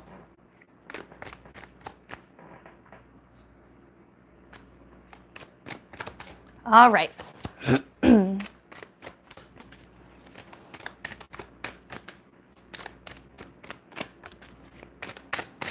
So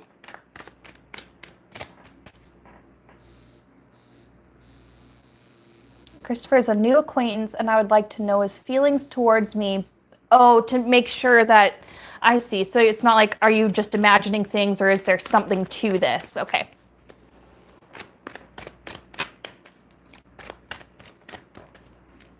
Yeah, no worries, Cindy. Don't worry about your English. It is totally fine.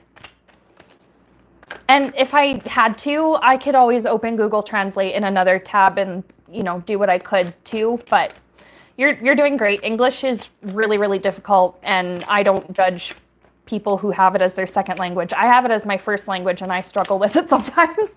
No judgment. Okay. And Lilith says she can help translate too. Lilith, I didn't realize that you spoke French or understood French. That's awesome. All right, but let's see. So Cindy wants to make sure that she's not just imagining things, see if there is actually something to this. Does this new person, Christopher, have feelings for her?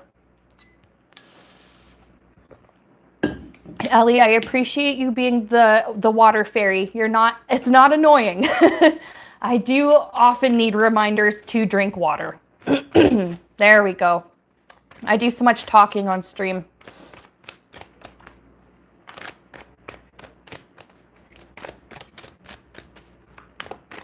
So what's going on here with Cindy and this other person, this new person? So we read on the old partner. We're not looking at him.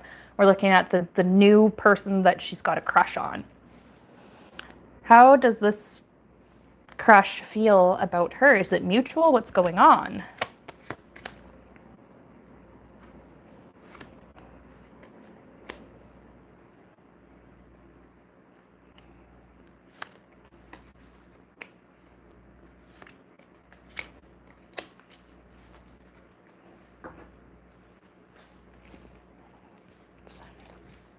All right.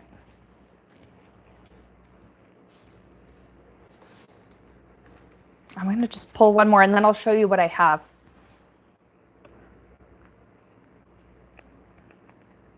I want this one for some reason. Drawn to this particular one. Okay. Now I think that this new person that that you have a crush on, he does like you. He sees you as like a very kind person. He sees like your compassion. He sees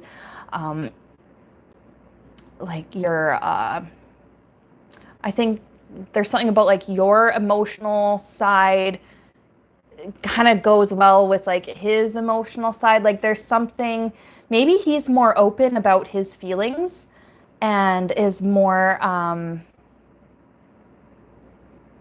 yeah, like maybe he's just he's better at perhaps emotional regulation than the previous partner that you had.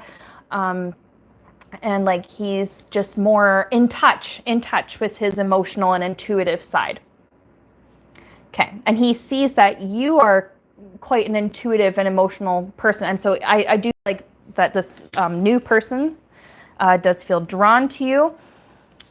He would like to go forwards with you, but in the meantime, I have with this Eight of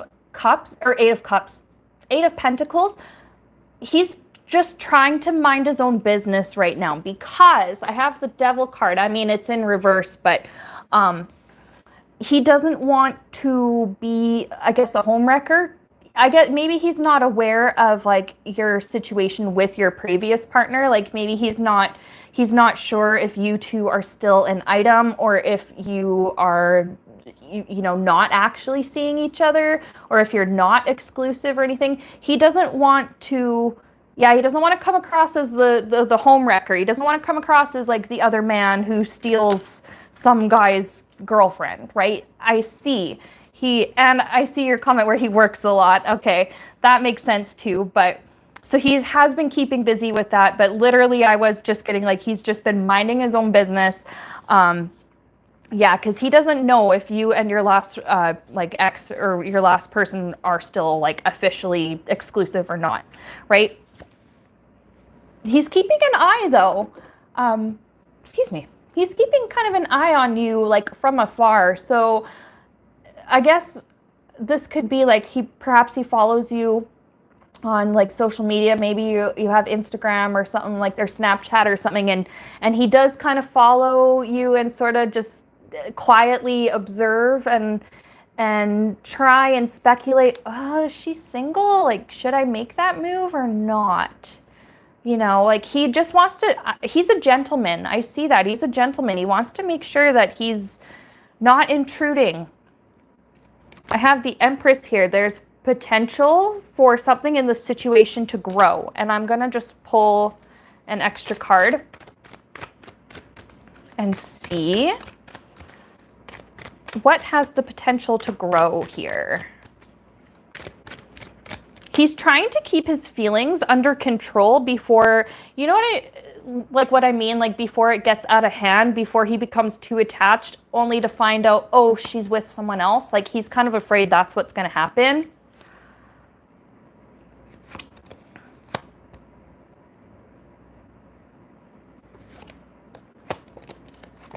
I see he's very conflicted about that because, like we'd saw or seen earlier, he's a gentleman. He wants something long-term. He wants something permanent for a relationship. He doesn't want to be 1 foot in, 1 foot out.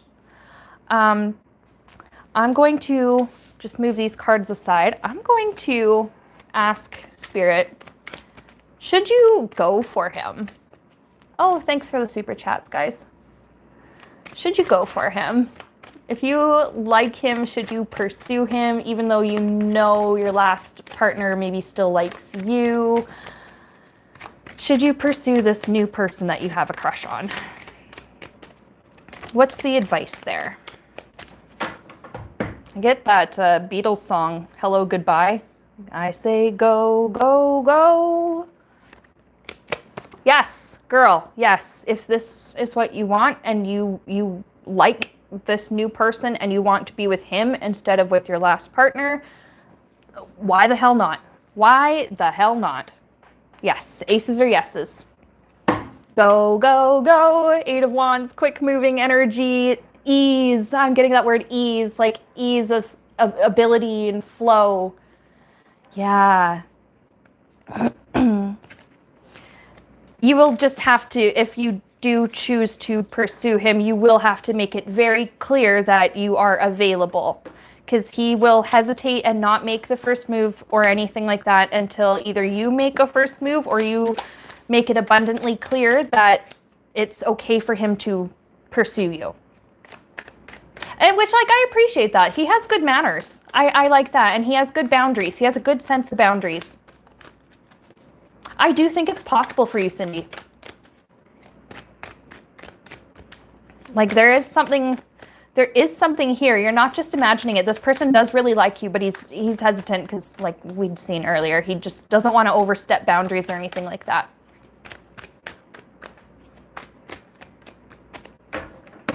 Okay, so that's what I got for you. And then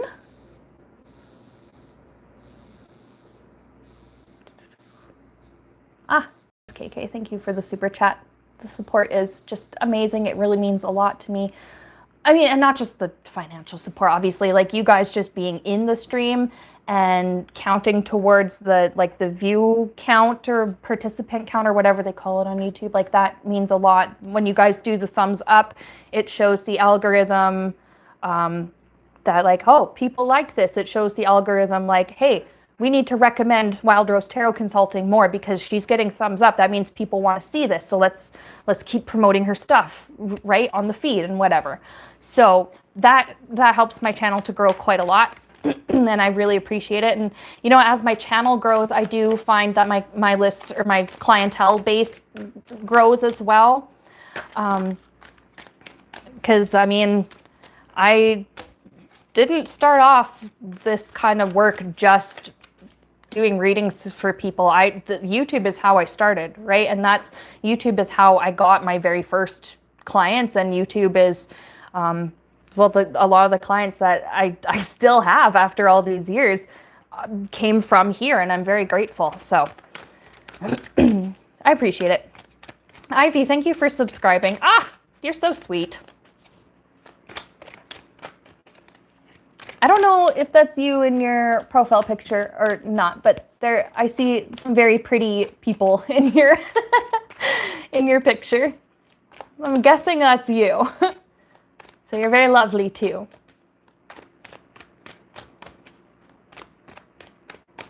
Okay, did I have anybody else that was looking for questions? I'm gonna just go back through the chat.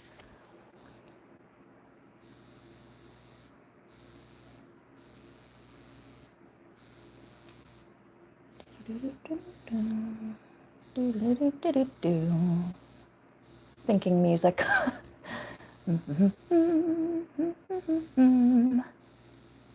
All right. I don't see anything new in the chat. Ivy asked, do I like Taylor Swift?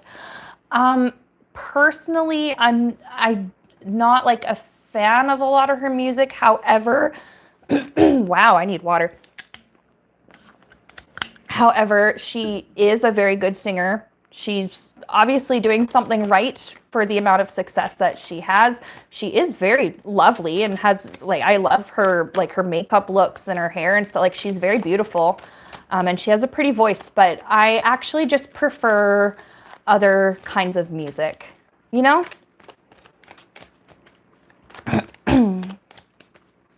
But all respect to people who are big fans of her, absolutely. Like, I'm going to be honest, my favorite band is Weezer, and my favorite musician is Rivers Cuomo, and not a lot of people like that band, and not a lot of people like that, you know, that singer.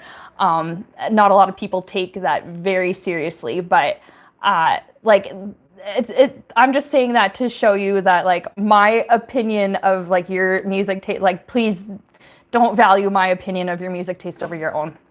Oh, I see you have to go to bed. Oh, it's nighttime where you are. Okay, well, have a good sleep. Thank you for joining. Hopefully I'll see you again next time. I stream every week, so. Aw, well, thanks.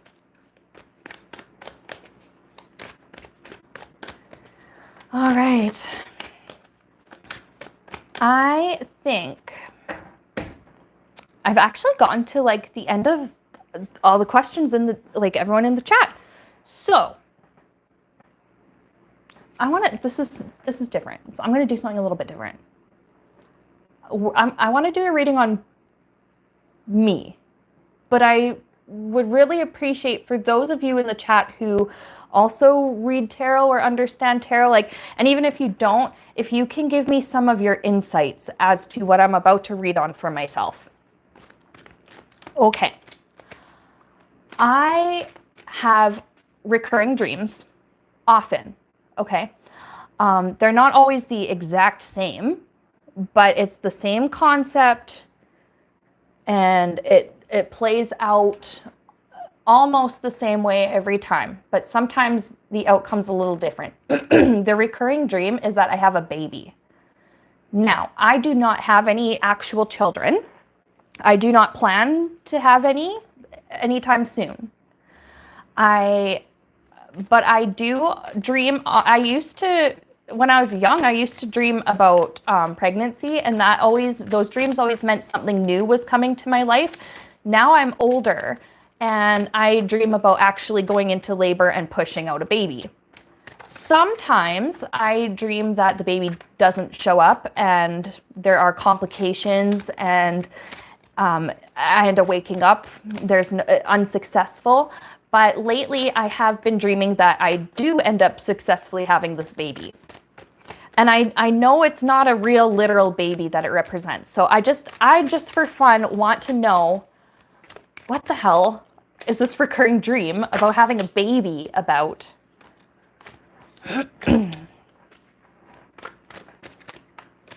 And then I see Helga in the chat. You are new. Hello, welcome. I will put your question in the chat, and then when I'm done with this, I can get to your question. Lilith says your channel or career as your feel like it is there. It is something like that.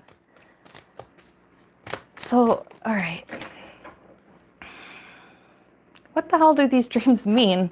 Why am I dreaming about having a baby? Oh, okay. Well, yeah, everybody, if y'all have cards, like, read on this too. Okay, and I struggle to read on myself. So what I'm going to do is read on myself as if I was reading to somebody here in the chat, okay? All right, so first we got Magician and Two of Wands, and this is saying, this would be for somebody who is manifesting something. If I were asking this question of somebody in the chat, I would respond with, it looks like something that you're manifesting, like you are laying the groundwork for. And you're getting ready to do this, like you're whatever it is that you're planning, like the gears are turning in the background, behind the scenes, in like for the universe.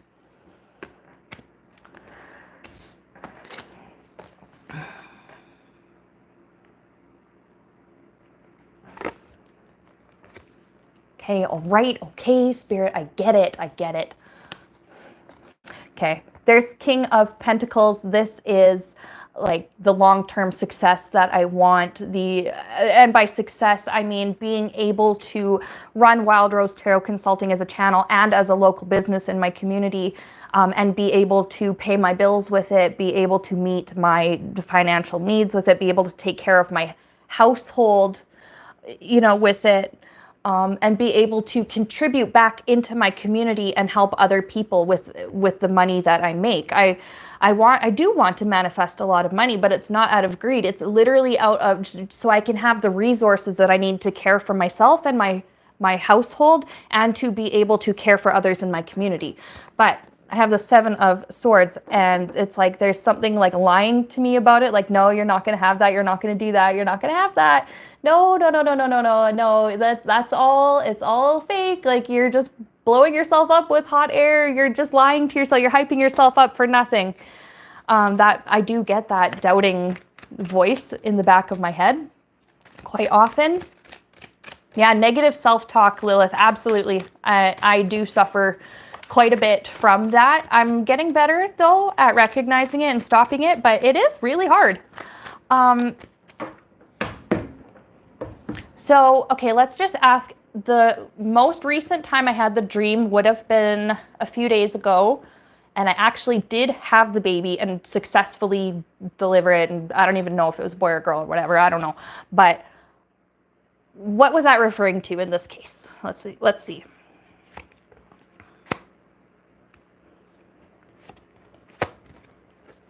Oh, okay. Well, Hierophant and Ace of Pentacles. Ace of Pentacles, sometimes that's like a new job or a new job opportunity or some kind of like a new, like a gift or financial offer. And then with the Hierophant, actually, I think I know exactly what this is about now that I think about it. I did apply for a business license in my city. If I work from home, but if I want to have a pop-up shop where I do readings in somebody else's store, I've had 3 other people interested in having me come and do readings and like rent a room in their business or whatever. I need a business license for that. And I did apply for one. There were some issues, complications, but with this Ace of Pentacles, I think that I do end up getting the business license. I think I do. That could be what that was about this time. Now, I'm going to read your comments and get your insights on this because this is very interesting to me. Okay. Yeah, spiritual gifts. Lilith says Empress vibes, even Ace of Wands. Which is funny because we both ended up with aces. Is it my business? I think it is. Yeah. Symbolism of potential. Career. Let's get High Priestess and Ace of Pentacles. Oh, because Lilith was feeling High Priestess, Ace of Pentacles vibes. 7 of Swords, negative self-talk. Ellie says I have to work on my self-esteem, and I absolutely do. But you know what? It's a process. I'm doing really well. I actually go back to therapy tomorrow, and it's been helping. It's been wonderful. Pam says take the leap and have the baby. Take the leap and okay, and go ahead with this. Hierophant, is you guiding us? Oh, I love this. Well, thank you guys. This has been very encouraging. It's not often that Brenda asks in the dream, can I ask, was the labor hard? In some of the dreams, it is. And I get like scared. But in this most recent dream, it was really easy. I was afraid, but my partner was there and this doctor was there. And the, doctor's like, all right, here you go. Like, let's do this. You can't turn back now. Like, let's go, let's do this. And I, in the dream, didn't even have to push. All of a sudden, just, whoop, there's a baby. So in some dreams, it's very difficult, but in the most recent one I had, it was very easy. Oh, I love that my significator is even on the bottom of the deck. I'm the Queen of Wands, usually when I read on myself, or if I show up when I'm doing readings about somebody that's close to me. That's funny. And then 8 of Wands, quick movement, and then Lover's card, help, support. I do have a very supportive spouse that he's very patient with me. He's very encouraging. He's so kind. He works so hard, and he just wants me to succeed too. And I also feel with this Lover's card, this is like my community online with you guys, how you are also encouraging to me and have been for the last, it's been since late 2018, 2019. 6 or 7 years on YouTube. I would say about 6 years that all the support that I've had from you guys, like I love it. It's just, it keeps me going. So I really appreciate you guys helping.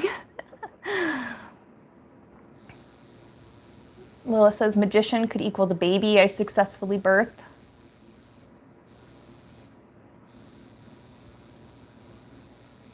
This seems accurate with where I am right now, perhaps, yeah?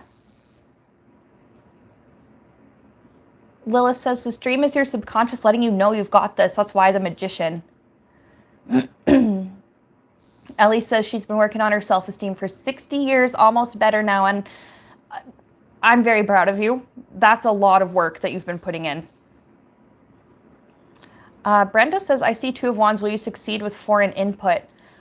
To be honest, I mean, a lot of my clients are from overseas. Like, for the longest time, my biggest client base was American, probably because my exchange rate works in their favor. You know, the exchange rate, my fees work in their favor. A lot of my clientele now is from the UK. I do have a lot of American and British clients. And a lot of my viewers on here, I've looked at the demographics, like in the analytics and stuff. A lot of my viewers here are American and British. So it's very interesting. I have a client from Japan, two from Japan.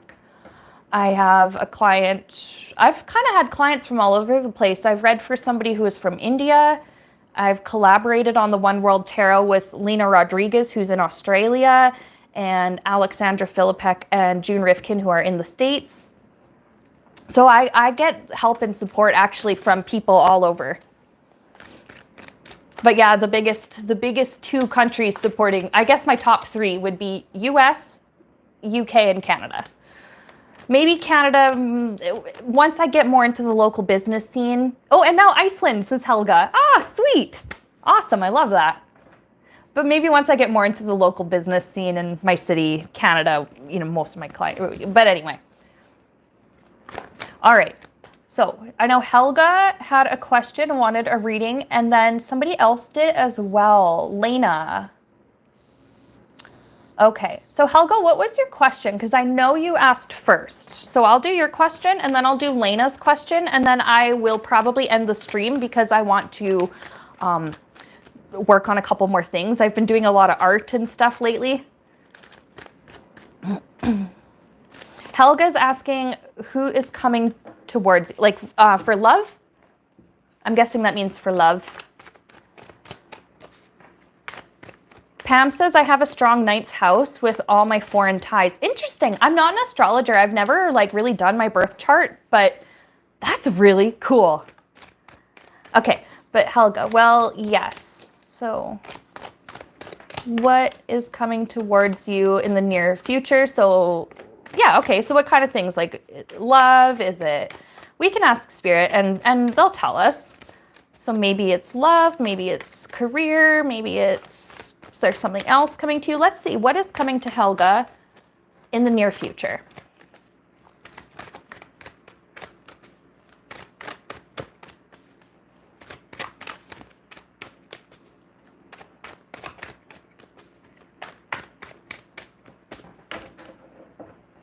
What's coming to Helga in the near future?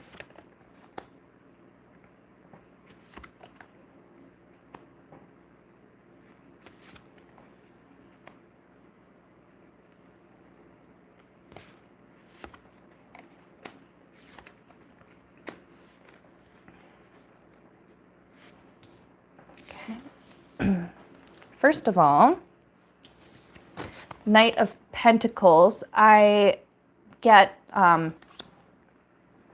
what's the word I'm looking for? Yeah, like opportunities, I guess. I don't know what the word, it's gone, whatever word was in my head, but like work opportunities and chances for like stable income. So there could be, along with this Knight of Wands that came out next to it, it could just be like there are maybe going to be a lot of projects at your work, whatever it is that you do for work, more opportunities to like pick up extra shifts or make extra money or something like this. There could also be like creative things that you're doing in your spare time that maybe, like for example, maybe you're an artist or you paint or something and you create something and someone's like, that is beautiful. What are you charging for this? And you're like, oh, well, I didn't even see that selling my creations as an option.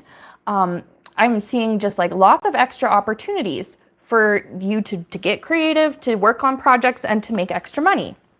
Now, what else is coming? I have, and I'm going to show you what I have here, but we are going to pull a few more and get more details, okay?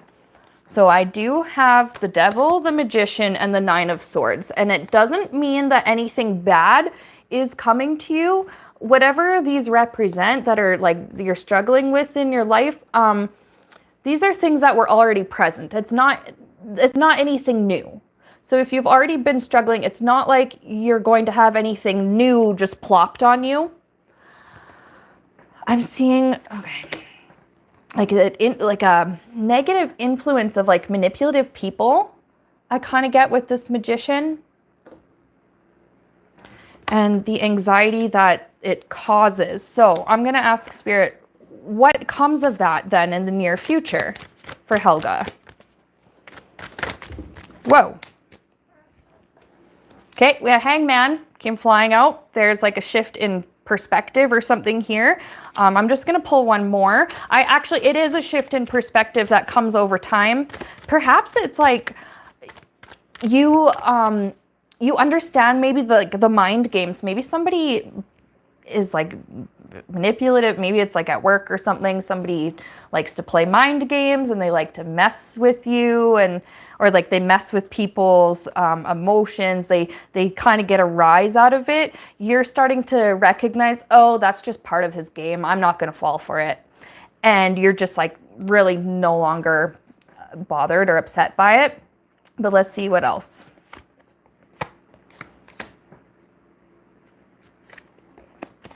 Oh, I love this for you. Okay. Ace of Wands and Six of Swords. Ace of Wands, this is like new opportunities, new beginnings. Six of Swords is like, adios. You go from turbulence to calm. So yeah, whatever, like this, if there's like a manipulative person or manipulative, just kind of nasty, insidious, that's the word I'm getting, insidious people around you, you don't really fall for their mind games anymore. You're not really bothered by their drama, whatever it is that they're doing. Like you just, yeah, you don't fall for their tricks anymore and you don't play their game anymore. And it's wonderful because now with the shift in perspective, like we saw with the Hangman, their approach to you might change because they realize they can't get a rise out of you anymore. And your approach to them changes because maybe before, I do pick up that you're very nice, okay? Like you are, and you're kind, but some people who have bad intentions do take advantage of those who are nice, who are very giving and very, friendly and helpful and cooperative. This time, they realize it's not going to work. So, they kind of maybe just move on to, okay, well, manipulating Helga doesn't work anymore. So like, whatever, I'll just try this with someone else instead. And then also when you interact with them, perhaps if they left you feeling very drained or very anxious or whatever, now this time it's like your peace is protected. And so when you're done interacting with them, you're like, I feel fine. It's kind of like you, this is going to sound silly, but it's like spiritual bug spray, okay? Without the bug spray, we go out in the summer, we get bit by the mosquitoes, we get, it hurts, we get itchy, we get the bites, sometimes we swell up, sometimes you can get sick. With the spiritual now bug spray, the mosquitoes, these like insidious, negative kind of people around you, they can't stand it. They can't stand the, mosquitoes, they can't stand the bug spray. It's disgusting to them for whatever reason. Like they'll land on you, you have the spray on, they'll leave. It's very similar to like these insidious kinds of people. But the bug spray, I guess, is like a spiritual protection. Yeah, it's spiritual protection. And I'm also hearing know yourself and you know your own heart. And I'm seeing something about like you're protecting your, okay, I'm seeing like protecting a valuable plot of land with a strong fence. Yeah, it doesn't mean that you're keeping everyone out because you'll let in who you choose, and which means like you can be affected emotionally by, people that you choose to seek the approval from, or from people that you decide are worth that validation or whatever. But yeah, these people that are just trying to get that rise, it's not going to work anymore. It's not going to happen anymore. So seems as though you're getting better at like standing up for yourself. And I don't know if you were in the chat about an hour ago where we had somebody was wasting my time and just being a dink. I was kind until I realized what they were doing, and then I was very firm and stood up for myself. You know, everybody else in the chat was like very supportive, was very kind about it. I feel like a similar thing is happening with you. You're getting better at standing up for yourself and protecting yourself. And yeah, like these people that have these bad intentions, it doesn't work because it's not fun anymore, because they don't get a rise out of you anymore. It's not fun for them anymore. So they move on to bothering someone else or doing something else. So that's what I have for you, Helga. Oh, let's pull a card. Like, let's see it. I'm just curious about like love, because I can't remember if you had made a comment or something. Yeah, let's look at for love. Definitely self-love. Lilith puts it perfectly, a spiritually unhygienic person. That is funny. I'm going to have to start using that term. Okay, yeah, let's look at this love coming for Helga. I'm going to ignore the handful that just fell out a minute ago, but I did have the Wheel of Fortune come flipping out, and this is like, why am I getting the Price is Right music? And I'm hearing like ding, ding, ding, ding, and like lights flashing, and like, so there's like good luck. It's like you win, or it's like you got lucky or something. So let's see what else.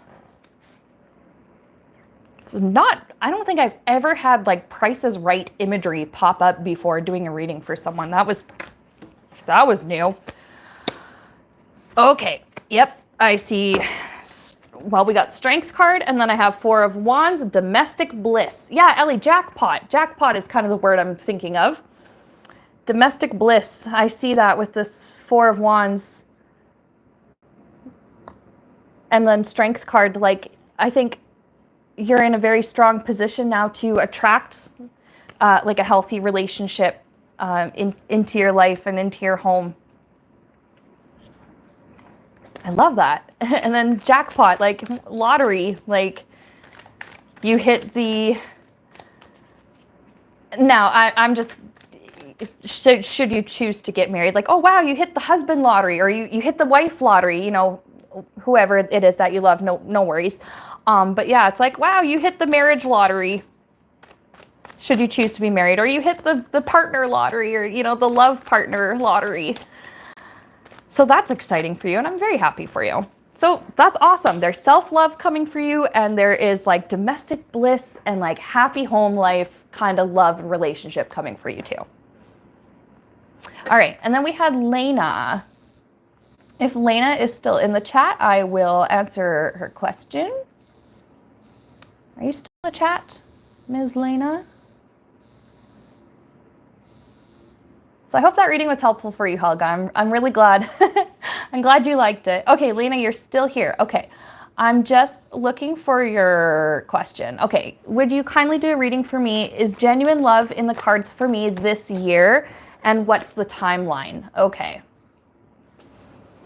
All right, genuine love in the cards for Lena this year, 2025.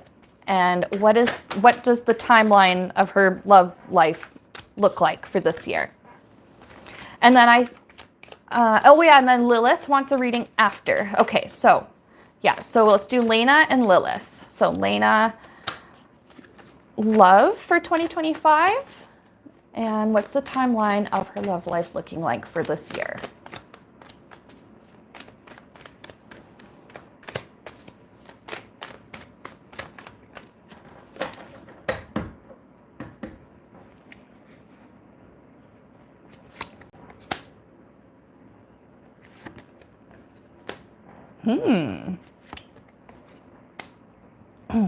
Now, I don't want to get too ahead of myself.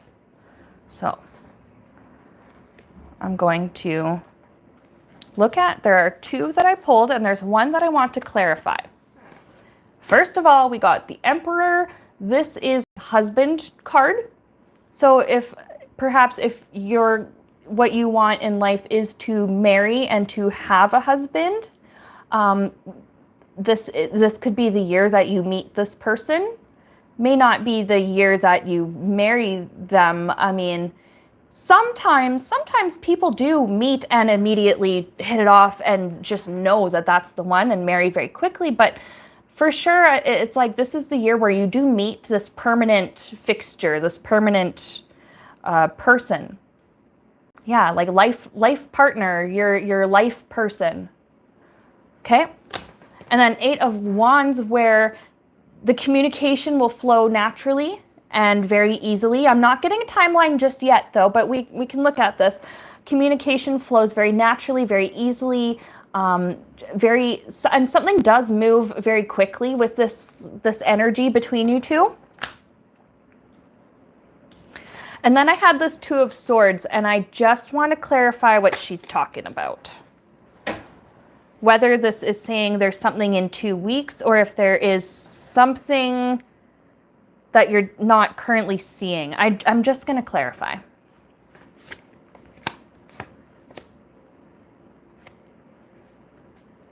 Ooh. Okay, I'm getting something about taking the blinders off. You may not be aware of who actually has their eye on you. First of all, I get that you don't see how beautiful that you are and how, excuse me, how attractive perhaps excuse me, I have the hiccups again. How attractive that you are, or that you give yourself credit for. But yeah, definitely the blinders being removed, you're seeing your own beauty. It's the inner beauty, it's the outer beauty. You're seeing what it is about you that draws people to you, that people that they like you and they, develop feelings for you or crush on you. You're starting to see, oh, that's why. That's what drew this person to me. That's what draws people to me. That's what attracts people. Okay. You weren't currently seeing it, but now you are, and you're seeing this truth about yourself that it's let's just say, everybody, let's just say people say that you are a sweetheart or that you have a sweetheart. You're finally getting a look, or I guess a taste, because these are cakes here, of that sweetness. So it's you're actually seeing it for yourself. Not to go One Direction boy band, but that's what makes you beautiful. Oh.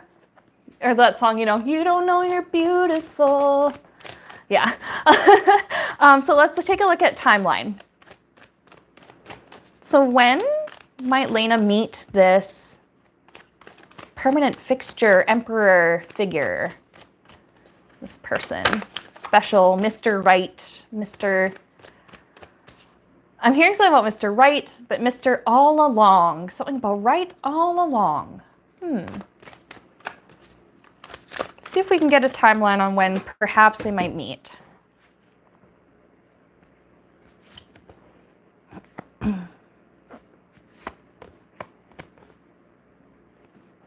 This could be someone you've already met, actually. It might be, because I'm seeing 4 of Pentacles, and I wanted a timeline just for this year, and I'm like, okay, I should not be seeing 4 years from now. This could be somebody that you've met at least 4 years ago. It could be someone that you met and interacted with briefly, and then you just never really saw each other again, and then and for whatever reason, life kind of arranges it so that you kind of bump into each other again.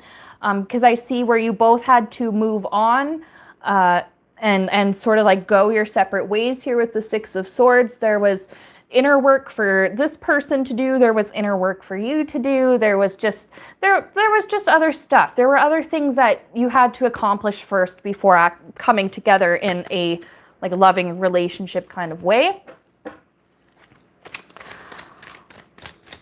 So let's see. Let's take a look at when you start to, how do I want to describe that? Because there's like a difference between getting to know each other and like dipping your toes in to the relationship, you know, in the talking stage and stuff. There's a difference between that and getting serious. So let's get a look at like a timeline estimate. When might they start to kind of dip their toes into getting to know each other? And I had the Page of Swords fall out. Pages are my 11s. Swords are weeks. So perhaps in the next 11 weeks.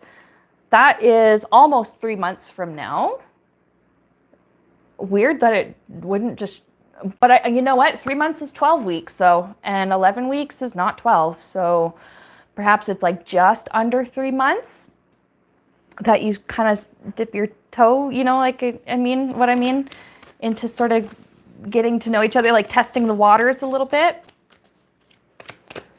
Timeline on when they may become serious. And when I say become serious, it's like, are we an item? Yep, we're an item. Are we exclusive? Hell yeah. Or whatever arrangement. Some people are poly and that's okay. Whatever arrangement that you guys have. But you become serious and commit to each other as an official couple. Let's see when this might be. If we can get a timeline estimate.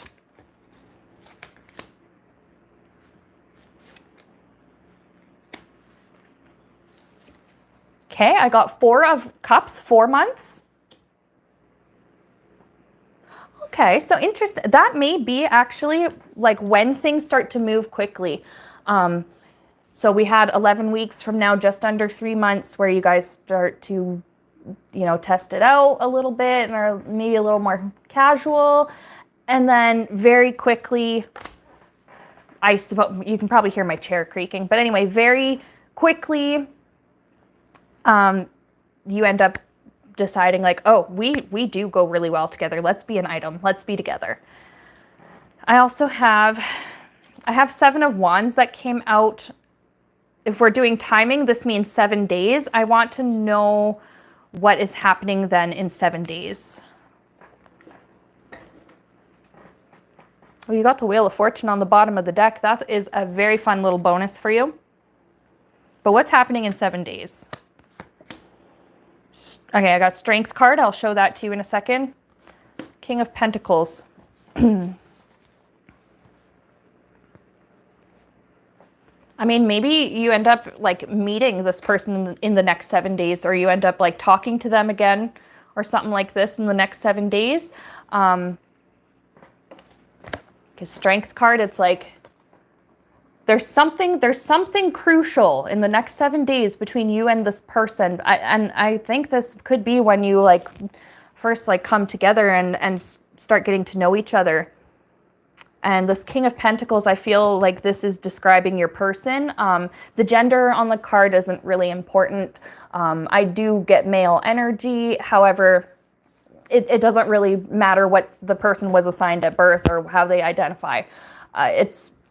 This is somebody that is like very stable and is very, very conscious of like the long term, and somebody that's very, I'm going to say very predictable and reliable, because they care about the long-term future and they want something long-term with you.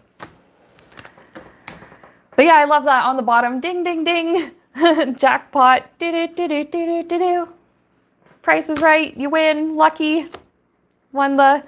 You also, just like our last person there, that we read for, you also kind of win the love lottery. That's what I was thinking. Love lottery. That's a book, I think. Love Lottery sounds like a book I read a very, very, very long time ago. Anyway. Hakeem, are you accepting super chats for a reading? Sure. So we got Lilith after. So we can do Lilith and Hakeem, and then if nobody else has questions after that, then we can end it there. So Lilith, what was your question?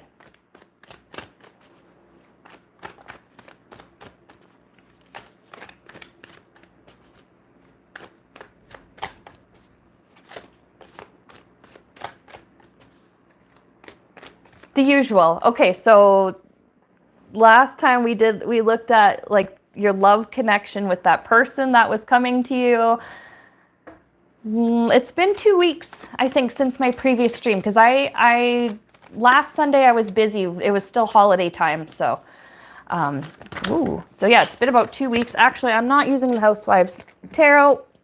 I feel like moving on to a different deck. That decision was also kind of made for me when half of it just fell out of my hand and onto the floor. Now a chunk of my deck is upside down. All right, okay. We're gonna use a different deck. Yeah, your ongoing saga. Oh, I love that.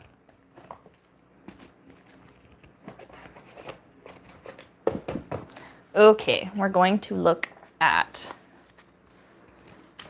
the ongoing saga of Lilith's love connection, the mystery man that we've been getting messages on for a long time now. We saw, if I remember correctly, on the last stream, we saw that he had done a lot of inner healing, and he was like ready now to step out and try dating again and try love again. So let's see what are the updates, Spirit? I gotta know. We gotta know. I've been like low-key, like super excited thinking about that. Like I do like think about you guys even after like I'm done streaming and stuff. The questions you guys, there are times where you guys cross my mind and I'm like, I wonder if that thing ever came true for them, or like I wonder how they're doing. So yeah, let's see. And I love that too, Lilith, that you're both doing inner healing work. When you have two healed or healing people, because I mean, we're not, perfect. Healing is a process, etc. When two healed people come together, you're more likely to have a healthy relationship. Two healthy people, healthy relationship. Hakeem, thank you so much for your super chat. I will read for your question as soon as I'm done with Lilith's, okay? Thank you. Yeah, it'll happen when it happens. I love that you have an open mind about that, but let's just get some insight. And just let's see. Any updates on Lilith's mystery man love connection? Let's see.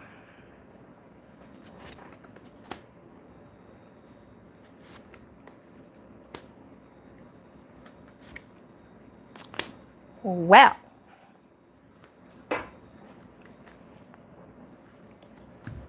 I'm just very excited, okay? I'm trying to like temper my excitement here. 3 of Cups.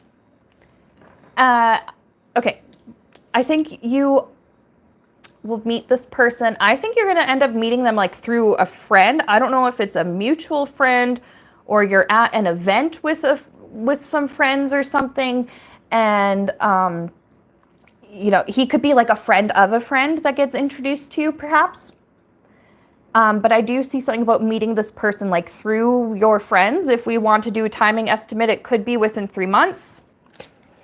Emperor, I have, again, this is like, I think Lena got the Emperor as well. And that was like the permanent fixture, husband, spouse, life partner card. And I get this for you too. So this is like your permanent fixture, your forever person. Lilith, you make me laugh. Because I mean the father card, but daddy. Girl, you're killing me. But not really. You guys give me life. King of Cups. Now, the artwork in this one, Bob is looking a little haggard, but what I'm getting for you for this situation, this King of Cups, this is someone who is emotional, who's very, he's not ashamed of being an emotional person. He's coming out of like a depression. He's been, I think what's been helping him heal is him becoming more in touch with how he feels. And him acknowledging his emotions and sitting with the feelings instead of stuffing them down. He may have been conditioned growing up, whether it was on purpose or not, by people around him and society around him being like, oh, boys don't cry, men are tough, toughen up, grow a pair, don't cry, don't be such a little B word, you know. He internalized a lot of those unhelpful messages, but now he's changing his like inner programming. Now he's much more in tune with his emotions, and this is what's been helping him to heal, which is amazing. This is awesome progress for him. Okay, what else are we getting here?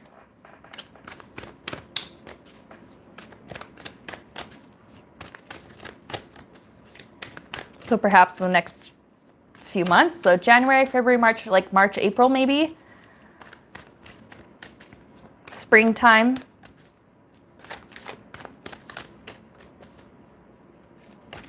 Perhaps is when you first maybe meet or something. So let's see what else can we learn? Anything new for updates, Spirit?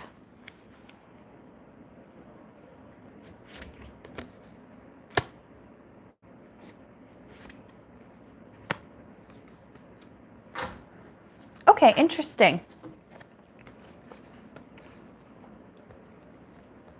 There's something about you maybe a little confused by some things, but your gut feeling with this high priest is like it's your gut feeling, but it's like your inner wisdom. It's like your higher self knows. You're gonna know when you meet this person, like that's him, because you might meet a few people and get along with them, but be like, oh, is it him? I don't know. Is it him? I don't know.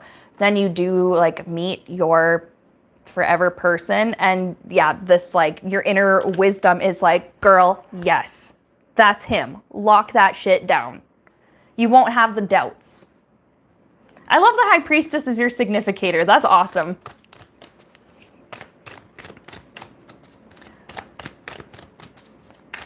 Okay, anything else?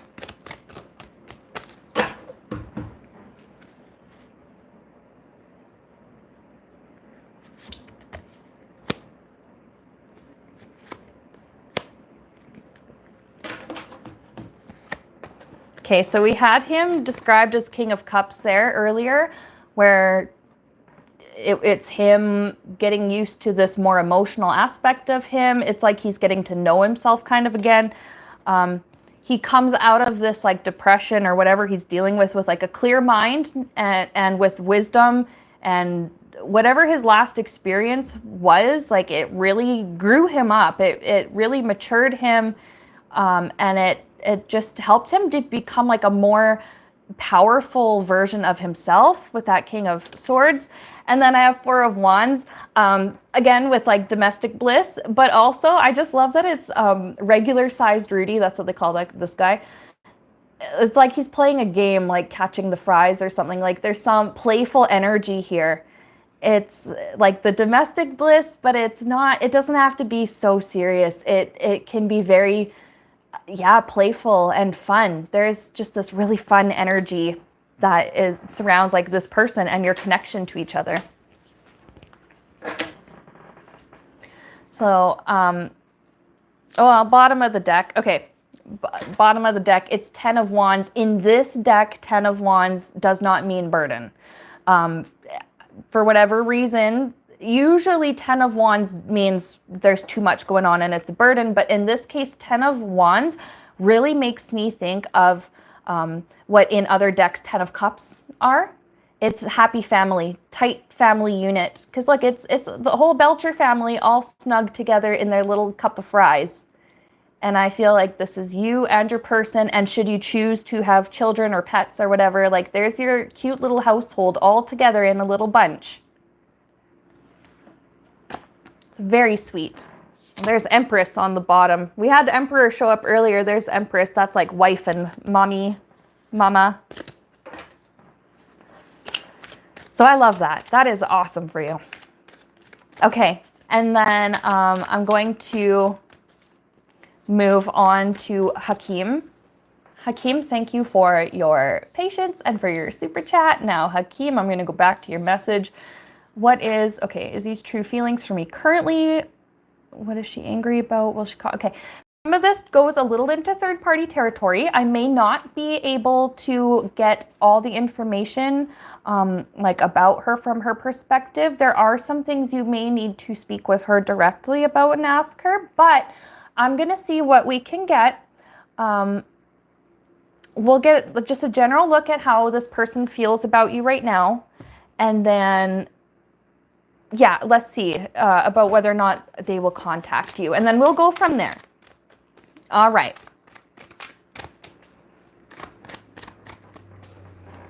So Spirit, what is okay for us to talk about publicly on stream regarding this woman's feelings for Hakeem? What's okay for us to know and share on stream? What's okay for us to know and be, what kind of messages am I able to share with him? Okay. Feels about Hakeem.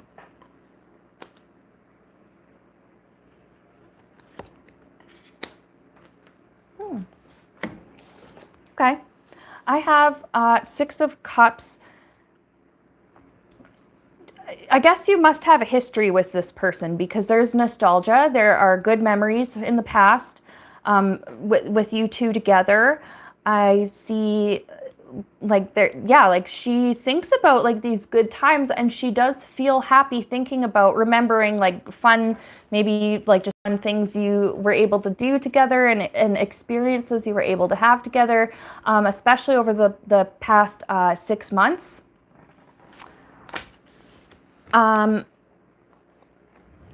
Hermit and Page of Swords. She doesn't necessarily like being alone, and she doesn't really like the thought of you being alone. Just a minute. We're going to pull a couple more.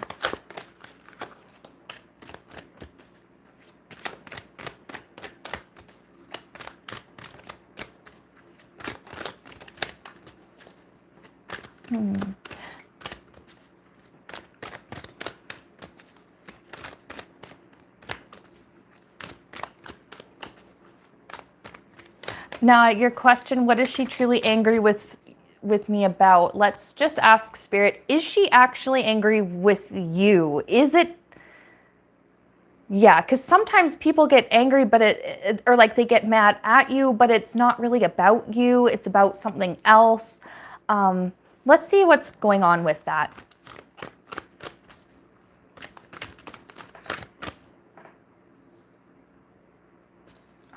My hair is tickling my face, so it's getting itchy.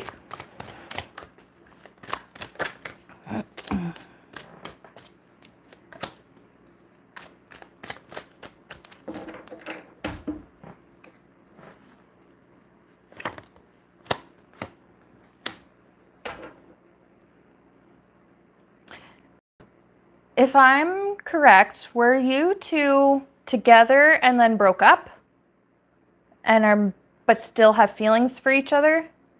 Because I feel as though that's kind of what's happening, because I have the World card, which is like the end of a cycle, something being over, but neither of you actually wanted it to be over, right? With that Ace of Cups, because there are still so many strong feelings here for each other. Okay, let's see.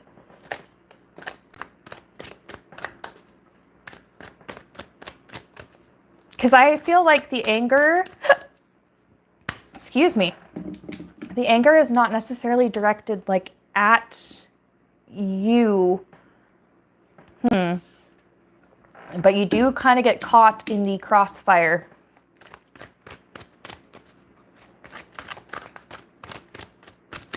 Well, let's pull cards and see, is there anything that you can do? Let's go with that. Is there anything you can do to improve your relationship with her or your connection with her? Is there anything you can do? What should, yeah, let's ask Spirit. What should you do about this? If there's anything you can do, what should you do? Worked at the same company and you were talking / dating. Okay. So what should you do, if anything?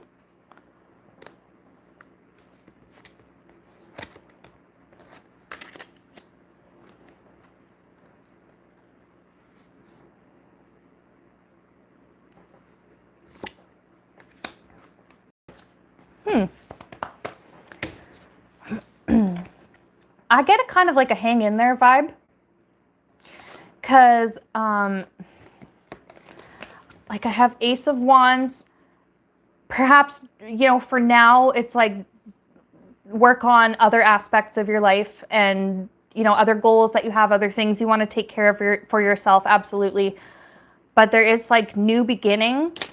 I also have like Magician with manifesting. If this, maybe you are both secretly trying to manifest getting back together with each other, and you need to actually but you need to have this conversation out with each other for real. And I see with 9 of Cups, that is wish come true. That is satisfaction, getting something that you want. Let's see, but okay. So yeah, I guess the advice for you is like, just hang in there in the meantime, take care of yourself, work on other aspects of your life. She, I think, has things that she needs to figure out, and it has nothing to do with you. Let's see, you're asking if this person's going to contact you again, and if so, when? Let's see if we can get a look at that.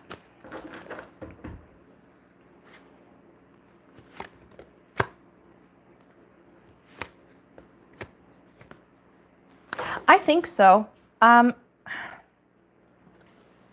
I think it, like, perhaps in the next couple weeks. Kings are my 14s, 14 days.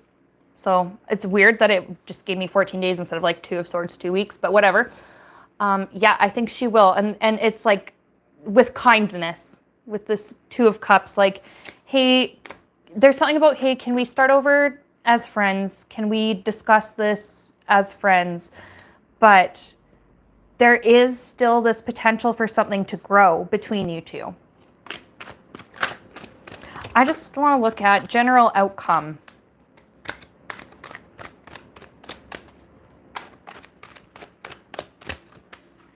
But I am getting something about there's your free will choices, but there are her free will choices too. But just general outcome.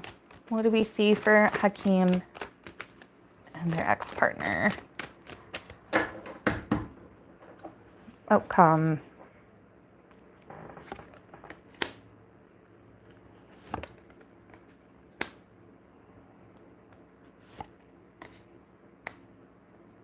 And I'm just going to pull, do you guys get back together? Because I feel like that's something you both think about but haven't really discussed. So let's see, do you?